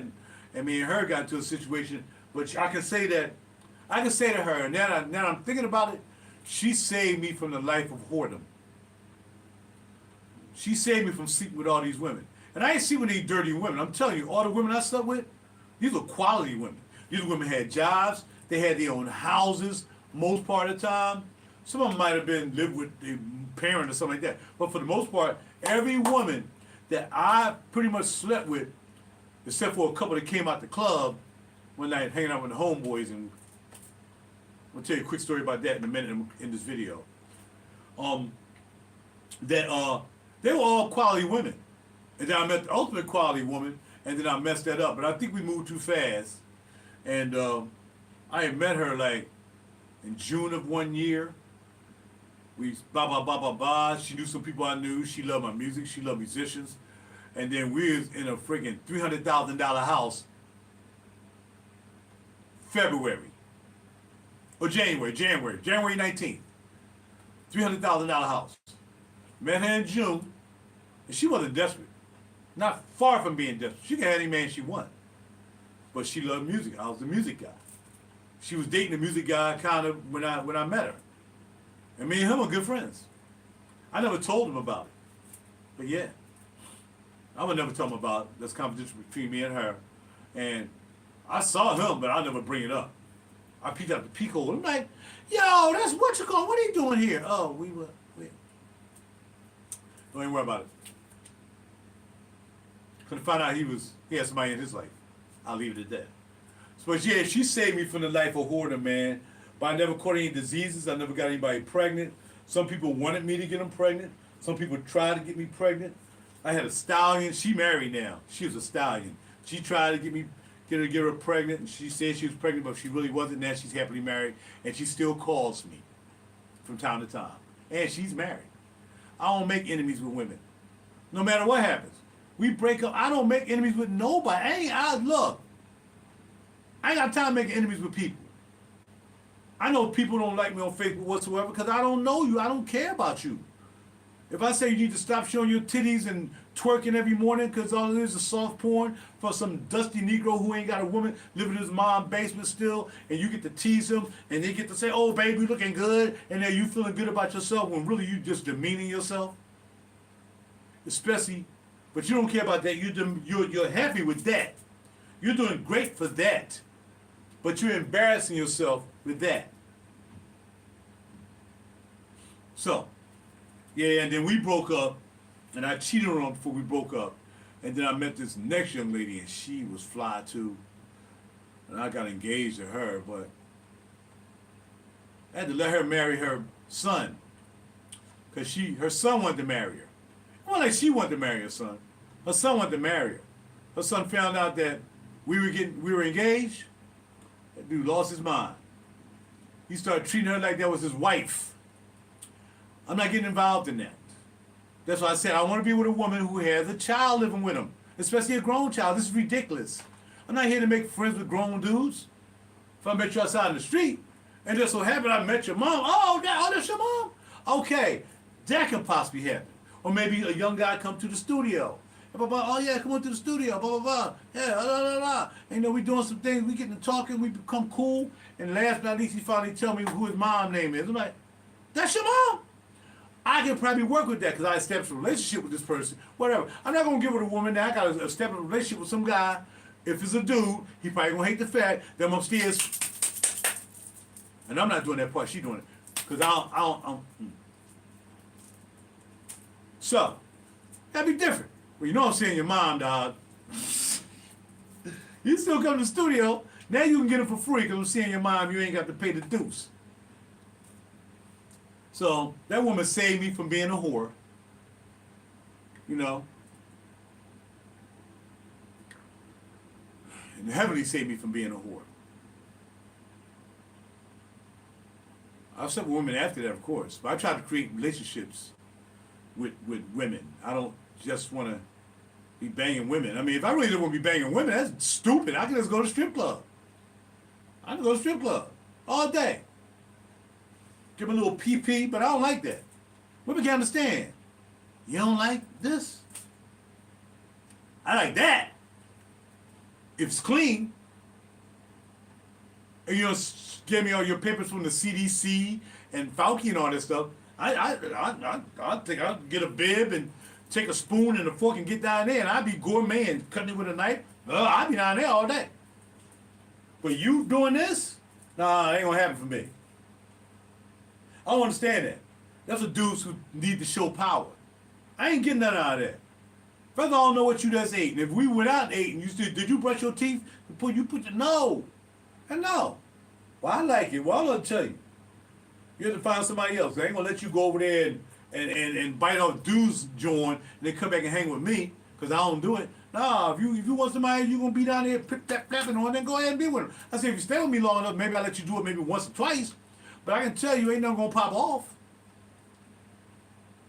You're not gonna get that spill, so you might as well just stop. But if it's making you, this is adult content. If it's making you, and getting nice ready for me, then go ahead and get down there. But if you waiting for me to big back bing bang and light up a ceiling, that ain't gonna happen. Well, I wouldn't light up your ceiling, you're gonna light up your tonsils, I guess, I don't know. Ain't gonna happen. It's never happened ever in my life. I looked at that as no racism. I can just imagine the white man with my great-great-grandmother or grandmother down there making her do that. That's what I see. I don't care whether you my wife. And if you talk to any of my wives, they'll tell you, no, ain't nothing happening down there. But he was down there with that spoon and fork, and that was fine with me. So, now we're here where we are now. I've done this video for an hour. I hope y'all enjoyed it. And it's like, man, you gotta feel you can't straddle the fence, man. We're gonna straddle fences in the choices that we make. I mean, whether they're financial, whether they're relationship. You always have to make a choice. I mean, there are forks in the road, of course, but sometimes you have a straight fork that makes you wait. Like for me, I look at the fork because I could have went this way and I probably wouldn't even be here. I could have went that way. I probably wouldn't be here. But sometimes they have me stop me just on the middle fork. The three fork, stop me in the middle fork, and you might want to think about this. But when I was doing them honeys, I wasn't thinking about it. I was thinking about getting some buns. So no, I was on the other fork. But thanks to this fork, I ain't end up with any children, because I never wanted children, and nor did I end up with any diseases. That was grace and mercy. See, I realized where my grace and mercy comes in, that I would never give that Negro my time. He doesn't deserve my time. I'm above that. I'm above Satan. Satan can't mess with me. Satan could try to cripple me. Satan could try to do this, do that. I done been through that. I done been in the hospital with a dude wanting to cut me open. You ain't cutting nothing, player. But you know, if you don't, you know, if you keep doing that, then stuff gonna get to your lungs. I was in the hospital. I didn't know what it was. One afternoon, man, my side started hurting. I was in there one time, I thought I was having an appendix. I was married then, and it wasn't an appendix. They had to take it out and do nothing. Bam, walked out the hospital, no problem after 7 days or so. Some crazy old lady couldn't put a doggone thing in my arm burning, she walked away. That's probably Satan's girl trying to knock me out. I said, yo, why my arm burning? I said some old lady came here and put the thing in my arm and then my arm burning. And I never saw her again.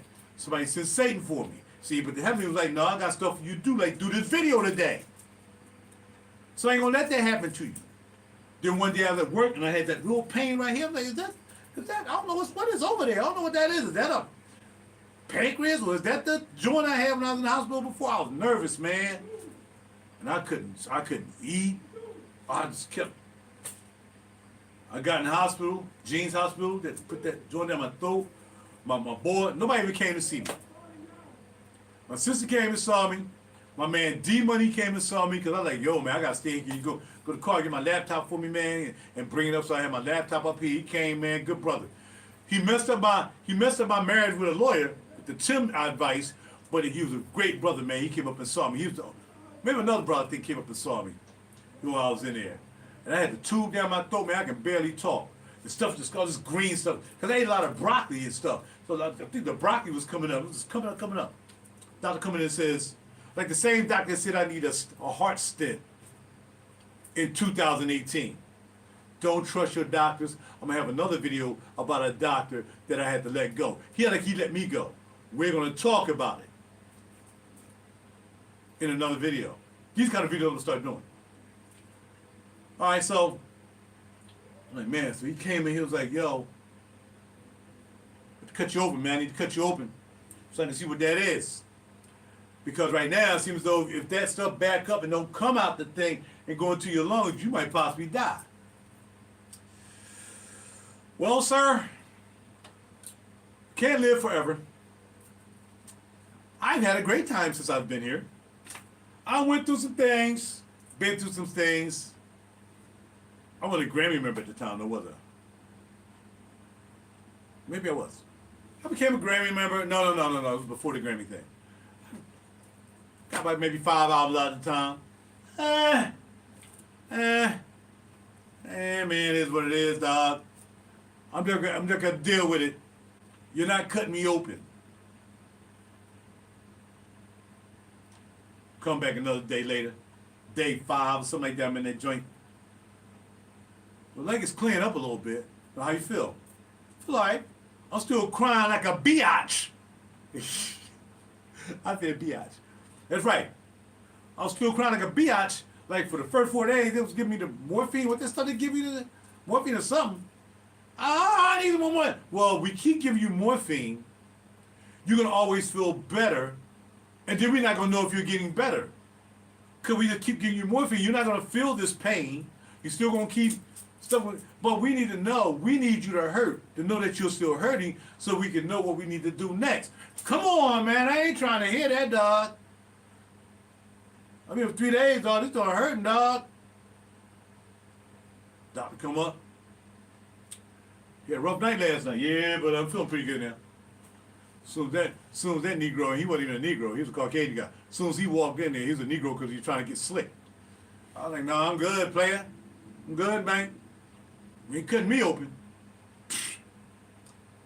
You worry about me possibly having the fluid back up in my lungs and my lungs drowning me and killing me. I'm worrying about you cutting me open and killing me. And then I already read it up because I got my laptop full. Once you cut me open and you say you're going to do whatever you say you're going to do, I'm going to keep continuing to come and see you probably every 3 to 4 to 5 years so you can cut me up, clean up the scar, and close me back up so you can keep sending your people to college.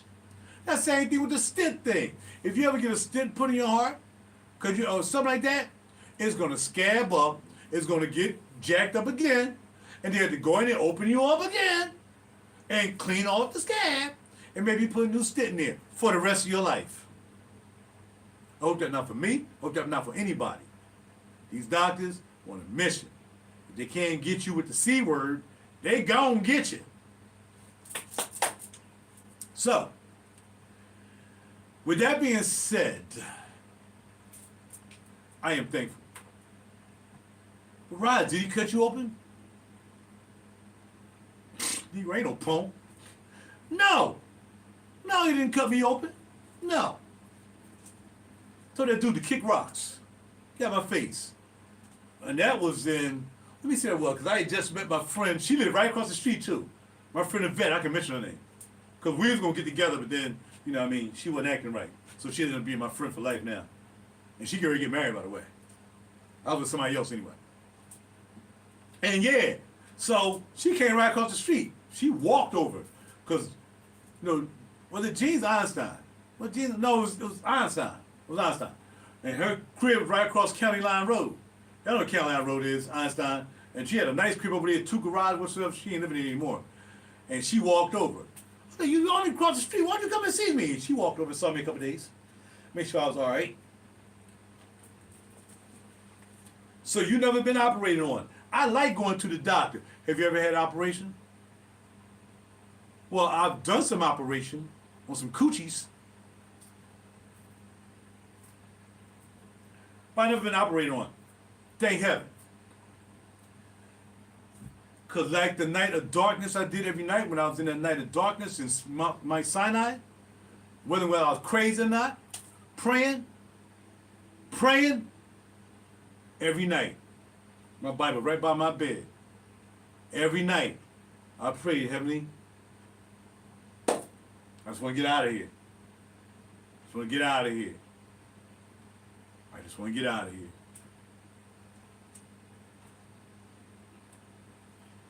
And Heavenly had to make no deal with me. Like I heard Heavenly, well, if you be good, I'll keep you from getting surgery. That wouldn't even be how the Heavenly voice is. But Heavenly just wouldn't have to talk.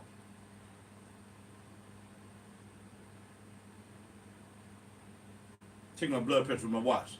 It's always wrong. Sometimes right. Take my blood. I took my blood pressure yesterday. I told y'all my blood pressure was 139 over 100. By the time I got it there, relaxed, chilled, 120 over 84. Stop playing me. Anyway, yeah. Heavenly had to say nothing. See, the Heavenly doesn't have to speak. Because the Heavenly don't talk.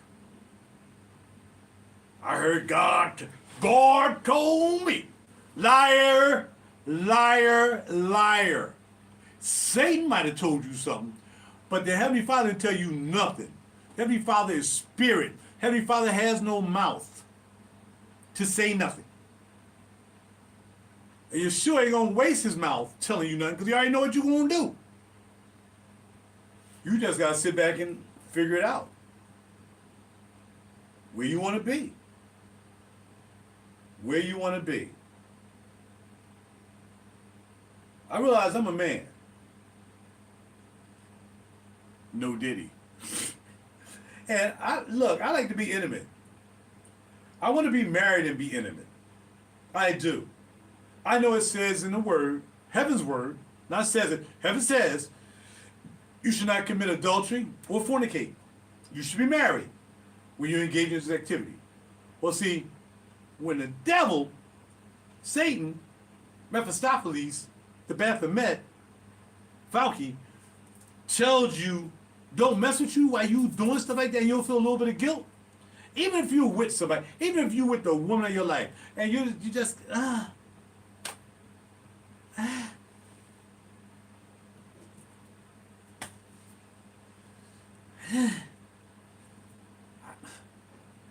mean, I've had people come over, I ain't touched me, slept in the bed with me. I slept in other people's beds, and I didn't have sex. Not all the time. But every time somebody came and visited me and slept in my bed, we had sex. No, not at all. Just want somebody. You want to feel the comfort. You want to, if the person put that, look, believe me, if I can tell you about this person, that person can attest to it. Just put your arm around me, but she always turned that way, so I got to turn and put my arm on her. That'd be good. I can stay in the bed, and the woman I'm with, one woman, put an arm around me and hold me. That's all I want. Look, being alone and being lonely are two different things. Me and my client had a long talk. I'm gonna call her today or text her today, see if she want to get together, because we had a lot in common. And yes, she was European, so we had a lot in common. I got the card. She gave me a $100 bill. She's like, yo, you real cool. Got that $100 in my pocket now. Gonna go put it in the bank. Thank you. Might be able to get something decent to eat today. I don't know what I ate leftovers yesterday. Get some Chinese food today. And I had to sleep with everybody who laid next to me. You know, I try to be involved with people who are my friends first. And even to the point that if the relationship continued on, there's a possibility that maybe we get married, maybe get engaged. I don't know. I don't know how it's going to work now that I'm 64. You know, when I'm 70, 75, and I can barely walk, I might get married to a young Joan so she can rub my ankles. Wait, baby, I know what you're going to do. Go ahead on out there and do your thing. Go ahead and just don't bring nothing back home. You know, those old heads do anyway. Like the dude, Magic Johnson, whatever it was, don't bring them Negroes to my basketball games. I don't care what you do with them. That racist coach, that racist owner, I don't care what you do with them. You can do what you want and do what you want and this, that, flip, flap.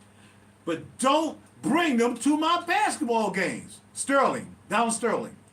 Just don't bring him to my basketball game. He realized he was old. He ain't stupid. He had this fine woman. You know somebody gonna come up to her. Yo, let me get some of them buns. You know what I mean?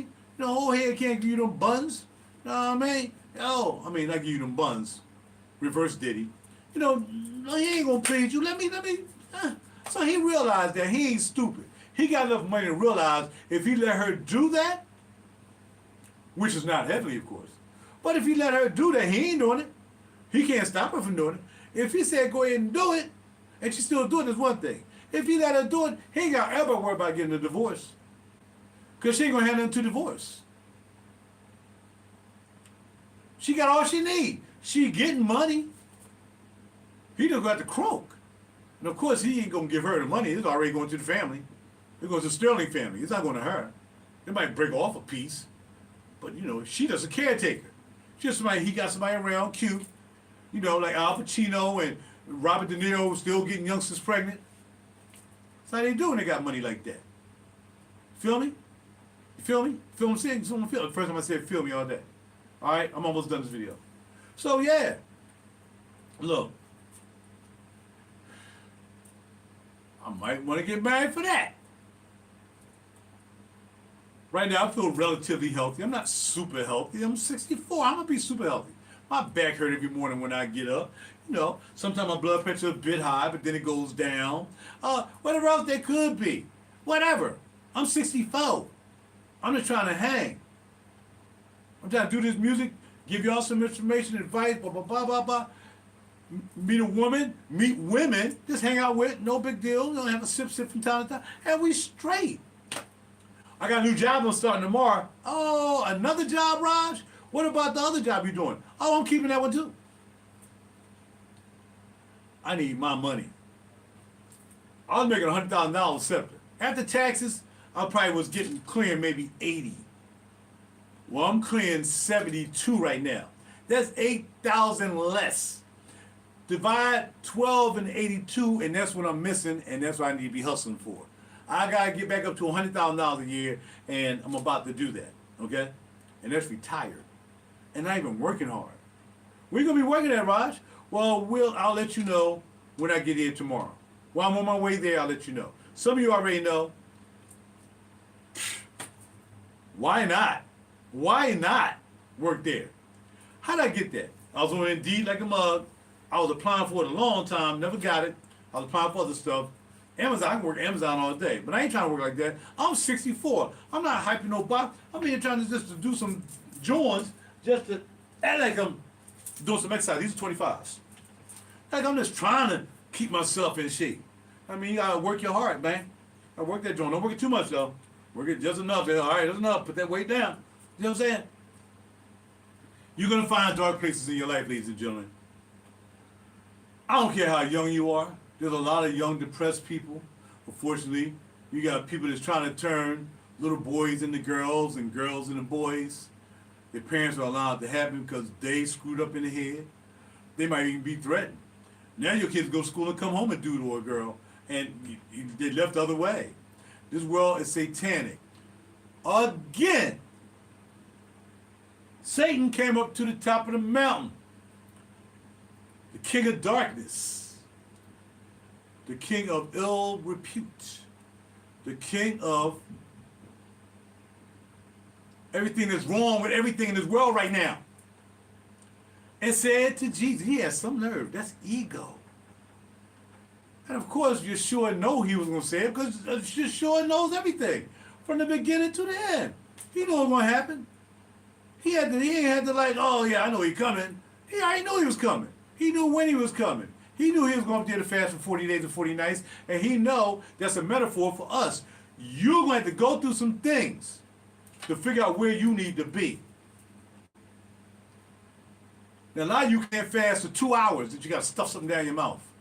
You can't have a water fast. I can get close to it. I mean, I haven't eaten all morning yet. And like I did yesterday, that's how my blood pressure went up because I didn't eat, I didn't even drink any water. I did drink some water this morning.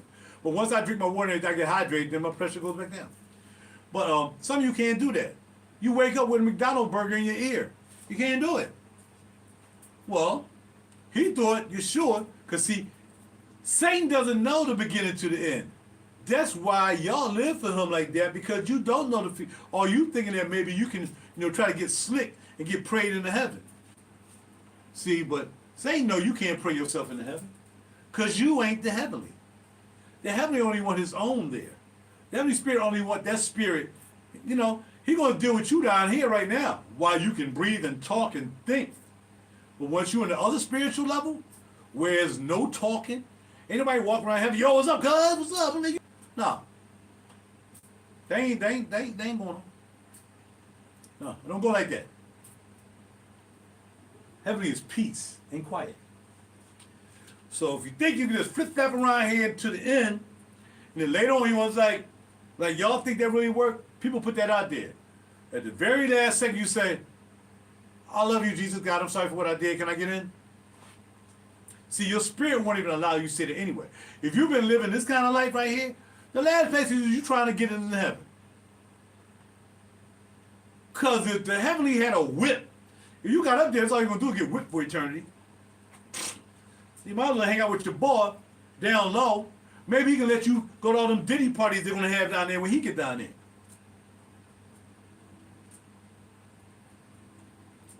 Diddy is the ultimate blasphemous. Raping kids, having sex with a cross on.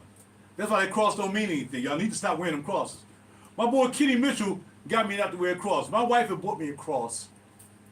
I don't know if it had Jesus on it or not, whether it was just a cross. And I walked in, and this guy was a Mason at one time. He's not a Mason anymore. I think he renounced it. And Kenny Mitchell. And I walked in the room one day, and I wasn't no devout Christian. I wasn't walking around reading Bible verses at Fern Rock. And he said, when you gonna take Jesus off that cross? I was like, what do you mean? Nobody can't remember whether it was the Jesus on the cross, whatever. It wasn't the white Jesus. It wasn't that white Jesus that you found on the candles in Walmart and all that stuff. That the Hispanic people like. They like that white Jesus. They think that white Jesus is gonna save them. So they picked the white Jesus. They could at least put a Puerto Rican Jesus or a illegal immigrant Jesus. You up here with people be leaving all these flowers and stuff in places where people died and all that stuff, and white Jesus. Y'all crazy, man. Y'all lost y'all mind. And y'all just want to admit that y'all like Satan more than you like the heavenly. And it's okay. I think the heavenly will probably let you in heaven. I don't know. But it may make sense that at least you kept it real with yourself. You wasn't trying to play that fakey game. You did it, you were sticking to it, and I'm doing dirty, nasty, killing, robbing, raping. Look. You might let you in to keep, so you can keep it real. At least you try to keep it real. You wasn't faking fucking the game like these pastors and whatsoever. And these fake Christians out here talking about they Christians, they twerking at clubs. going on trips. I love Jesus, and I love drinking. I drink. Mostly wine and margaritas. Sometimes Palo I get some rum punch. But I don't drink every day. But I know where I'm trying to be. It ain't down there. And I ain't doing no dirty stuff. Whether I drink or not. Shoot, they drink wine in the Old Testament. David committed adultery. He killed the dude for some guy's wife.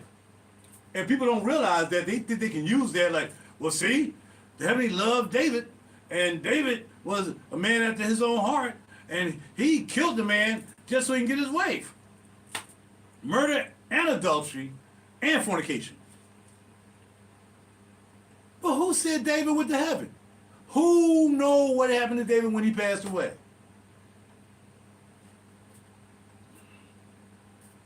That's all I got to say. There are things in the Bible, and there's things that's left in the Bible. Nowhere in the Bible that I know, when I read that where David hung out at, wherever them verses are, Psalms, he has some nice raps. Now, David, y'all need to be reading some Psalms and rapping some Psalms. If you're gonna be hip hop, rap some Psalms. There's plenty of rapping in Psalms. That's all they did was rap in Psalms.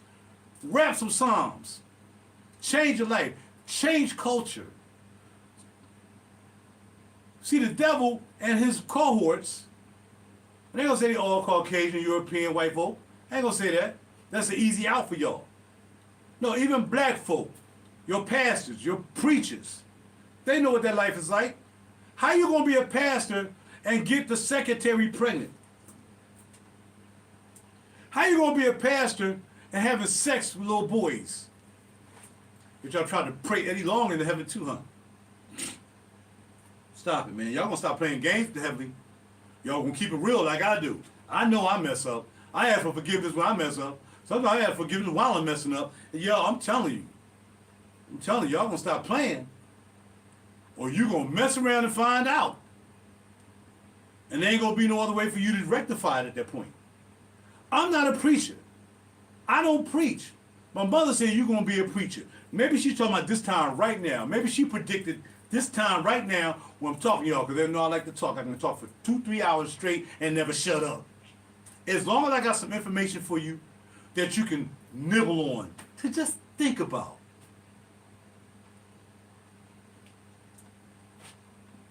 Do what you gotta do. This is your thing. Do what you're gonna do. Because I can't tell you who to sock it to. You know, he's still singing. You know, Ron Isley still got albums out. Him and that goddamn Gap Band guy. Them guys still singing. I don't know, man. I think they sold out. I think somebody doing something in Hollywood. Got them two guys still singing. They singing good, too. Smokey gets busted, mess around with the maid and all that stuff, and he ain't even go to jail. Just drop the charges. We know. We look at Smokey eyes and tell he's sold out. He don't care about that. They promised Smokey the body glove and the implant. He ain't getting it.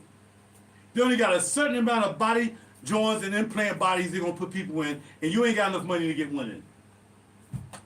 If you get in one, they're just gonna abuse you forever and ever and ever. Just imagine that. Okay, they let your twerking behind in all right, here, all right, we're gonna give you the body that you live forever. All you're gonna do is abuse you forever. Think about it. That'd be the rationale, I would think. If they let some old broke, soft porn, Facebook chick, or any other mother devils in Hollywood, if they get them body gloves so they can live forever, they just gonna torture them forever. Better off not taking a body glove, people in Hollywood. Imagine, instead of being in heaven, or maybe even a dark place in eternity, you get to live forever in eternity in a body glove that never dies, never gets old. I heard it never ages, whatever. And you just getting abused every day. They put you in a cage. You know what time it is. I didn't know if I was going to live forever. I was going to have to keep showing my boobs and twerking in my butt and, you know, loving Satan. Yeah, well, you know, if you signed up for it. See, the heavenly says, Time to get here, time for you to go. You want to be Satan. You think you'll live forever. Well, Satan gonna live forever too, in the place that he dwells. So you can live in the place he dwells forever, or you get the body glove thing and live with him forever.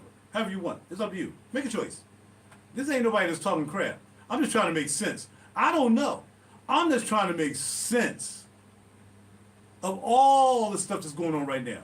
This is unprecedented times, unprecedented times, whatever. Don't blame the president. Got to do with none of this.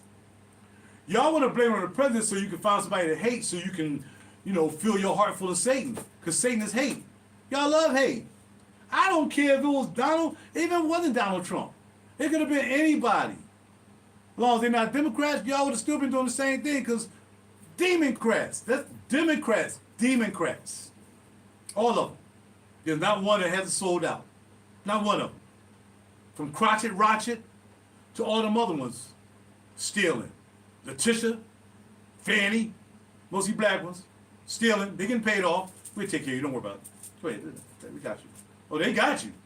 Oh, they definitely got you. And something else got you too. Your satanic God got you. So, you get what you pay for. Whatever choices you make, if your choice is not immediate, then really take some time to try to make your choice a reputable choice, a heavenly choice, if you can.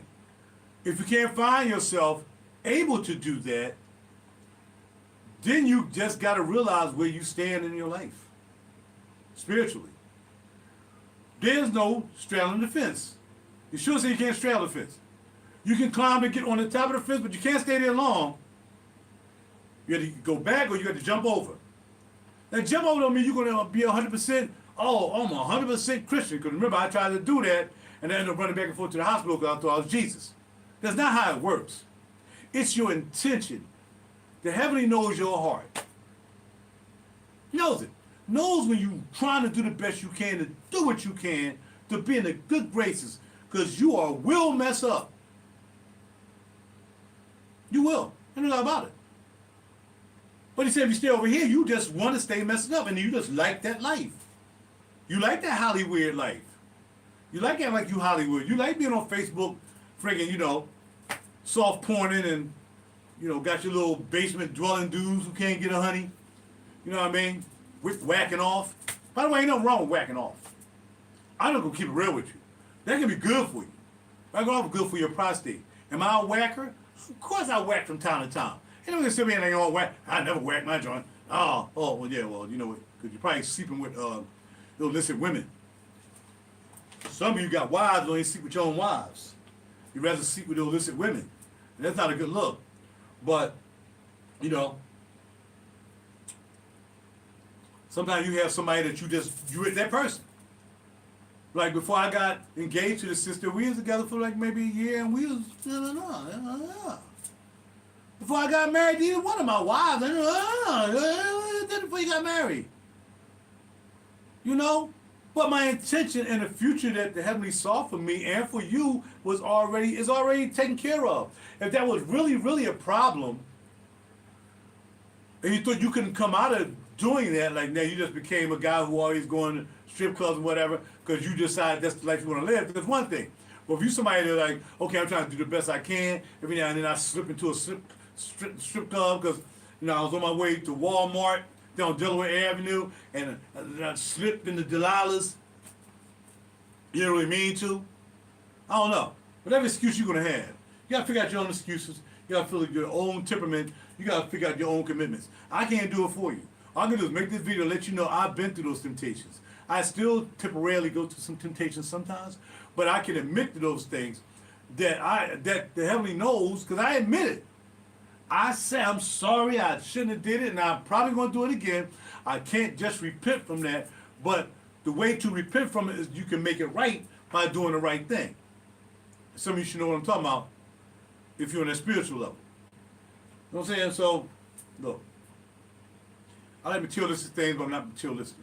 I mean, I like a good studio, but, sometimes I won't be back here for a whole month. Get back here, stuff ain't working. I'm so get back here sometimes I forgot how stuff works. I'm getting older. Yeah, will you put that plug in there again? Been working back here for half studio forever and forget where to put a plug or simply just plug it in there. Everything will work, Raj. Getting older. I don't care how young you think you are.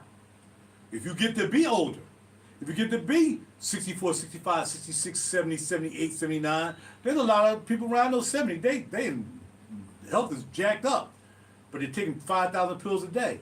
Do you want to live like that? That's up to you. What I'm saying is you got to make a choice. How you want to live. I can't make it for you. I can't talk you into heaven. I can't talk you out of hell. That's your decision. You got to do that. But you can't act like you don't know that already. You know if you like to stay on this side or whether you want to try and be on that side. You know it. You absolutely know it. And Pastor Pop, Pastor Moneybucks can't pray you into heaven. Because he might not even be going there. You can sit there and scratch your head and wallow and hoop and holler, doing the same thing every Sunday, the same script. Okay, where we at? Okay, right after that verse, that's when we're going to the act. Yeah, yeah, and the soft porn sisters. Oh, love you, Jesus. Monday.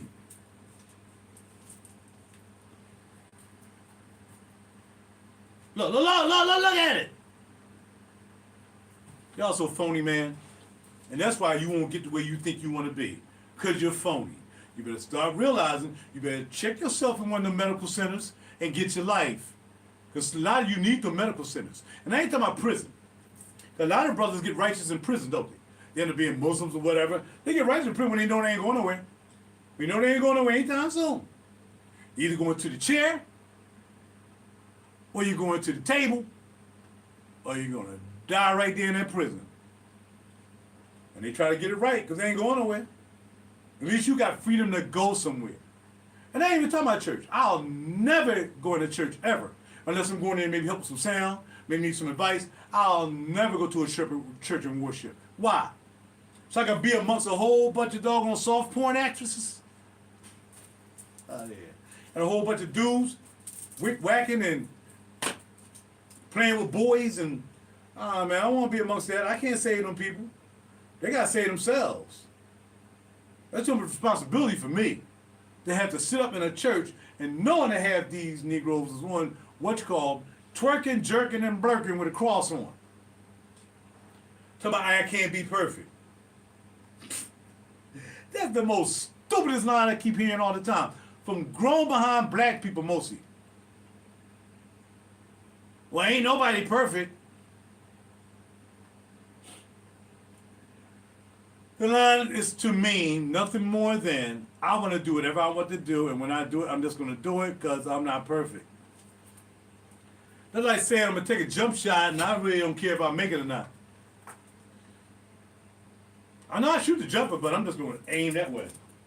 I'm going to turn around like Steph Curry, but Steph Curry can shoot and turn around because he's going to make it. You just going to throw it up there and walk away. I don't even care if it go in. Think about that as being your life. How much you gonna throw away, throw up in the air, shoot at the hoop, and you ain't even trying. You at least gotta try to do right, man. Y'all honeys, at least you gotta try to do right. You gotta try to teach your children right. Well, let them go. If I had a child and she was acting the fool or he, I gotta let you go. You gotta go. You gotta get my house. And if you're a dude, you gotta get out of my house anyway. We ain't even talking about getting out of my house because you're a lazy behind bum who don't want to pay rent anywhere. You think I'm gonna let you slide and pay for your gas money that you sit up in here and I'm doing all this stuff for you and you ain't worth a goddamn dime. You wanna bring your little girlfriend up here and whack her and then think I'm just gonna sit up here and clean your little nasty sheets and wash your nasty little socks and your drawers because you won't even do that for yourself. See, this is the kind of preacher that you need. So save this sermon. It's about as long as a church sermon. Save it. It might do you some good. It might not do you some good. It makes my neck hurt to know I got to go this hard. To ask people to make a choice. I know. I used to do it too. I used to be a hoe. I used to do bad things when I was a young child. It don't matter. It had to come to a point that when I got so much grace and mercy for a time that I could have got hurt, something could have happened. I could have had to get that surgery and get cut up and then complications, anything. And nobody said I'm gonna live another 1,000 years either. I said 1,000? I don't know. My dad got to be 87. He was doing good when he was 87. My dad was still moving around, still driving. Barely drive. He just wouldn't drive at night. My dad was getting around at 87. He did some courting that he thought he got rid of. My mom had passed away. You can't be with somebody 55 years, all of a sudden they pass away, and you're going to live for another 30, trying to ignore the fact that that person is gone. You know, you can't ignore that you've been with somebody for that long, that they gone, oh, now I can party. Now, my dad, he's a little crazy from time to time. But this how I end up being. So he couldn't have been all that jacked up. But men gonna be men. Some men can't be alone. Shoot, I don't like being alone. Ever since me and my friends or my wives broke up, I've been pretty much alone, except when I was with the queen. That I should have just married and stayed with her, but I thought she was bossing me and trying to make me marry her. So that's why I rebelled and I did dumb stuff. And then the woman I wanted to marry, her son wanted to marry me. I married her, no diddy, wanted to marry her more than I wanted to marry her. So I wasn't going to go get that competition because I wasn't going to be cheating with her son. I'm never alone because I got y'all. I'm never alone even without you because I have the heavenly watching over me. Put little dabs in my ear from time to time. Suggestions. Why don't you try this today? He ain't talking. I'm talking about spiritually. I can feel him in the presence of me when I should be cleaning up this doggone kitchen or whatever. You know, I didn't keep my place clean. Whatever. I'm not trivializing it to that point. I'm saying all things that make sense. All things that could be an attribute to me. All things that can help me. Trying to eat right. Trying to do that. Trying to live a good life. Don't drink too much. I drink too much sometimes. I get happy. I drink too much. And I start blabbing a little bit, and I'm blabbing too much. I'm not high now, but I am blabbing. But, yep. You have to make a choice sooner or later. And again, don't be fooled. People who enjoy Satan can't pray you into heaven. But they can, when they know good and well, they know where you're really going. See, you came here by yourself, you're going to leave by yourself. Pastor, the choir, all the people in church ain't going to be nowhere around you. Eddie Long probably figured that out when he got that AIDS. Sometime along when it was getting close, he realized not only did he violate wrong, so nobody wanted to be around him anyway, probably not even his family. He's by himself. He probably would say, I'm sorry. I'm sorry I blasphemed your name. I'm sorry I had prayers, collecting money, doing this in your name.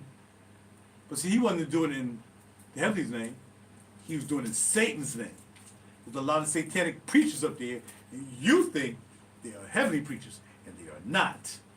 And the proof is in the pudding. You see it now. They're going to jail. They're getting arrested. All kinds of pastors, preachers, deacons.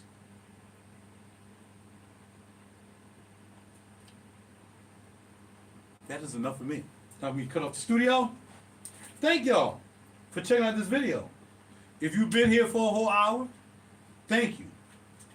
I know my friends mostly here. I know she's working, so she ain't gonna be here for a whole hour, but she would probably keep it on for the whole hour, even though she's working. And that's why I miss my friend. She real cool people. I miss her. So yeah, maybe catch up with her later or something. But for the most part, she only want to know to stay for a whole hourly video. This video is 2 hours and 13. Well, you can't count the first almost half hour because we was talking about the situation on TV with the people giving their booty in Hollywood and Denzel getting shot in the ass to get more parts. I'm just saying. That's what that was about. So yeah, about an hour, 45 minutes of video of just me yapping, talking. Is all stuff off? So look, I make choices every day. I don't say all this to calm myself, trying to get myself in heaven. No, don't have to do that. I didn't have to even do this video. It just I started seeing all these people just being so mental. And I saw the Hollywood thing came up, so I just figured I'd talk about that. But a lot of you are mental. You are very mental. You're mental to think that you can have a child outside acting a fool. This woman, her child shot somebody. She didn't say, I told you not to go out the house. Now look at you. That's what she said. To her son, who's there crying, and who will be locked up for a minimum of 25 years, along with his 2 other friends. And all she could say to him in the interrogation room, I told you not to go outside. What is somebody telling you?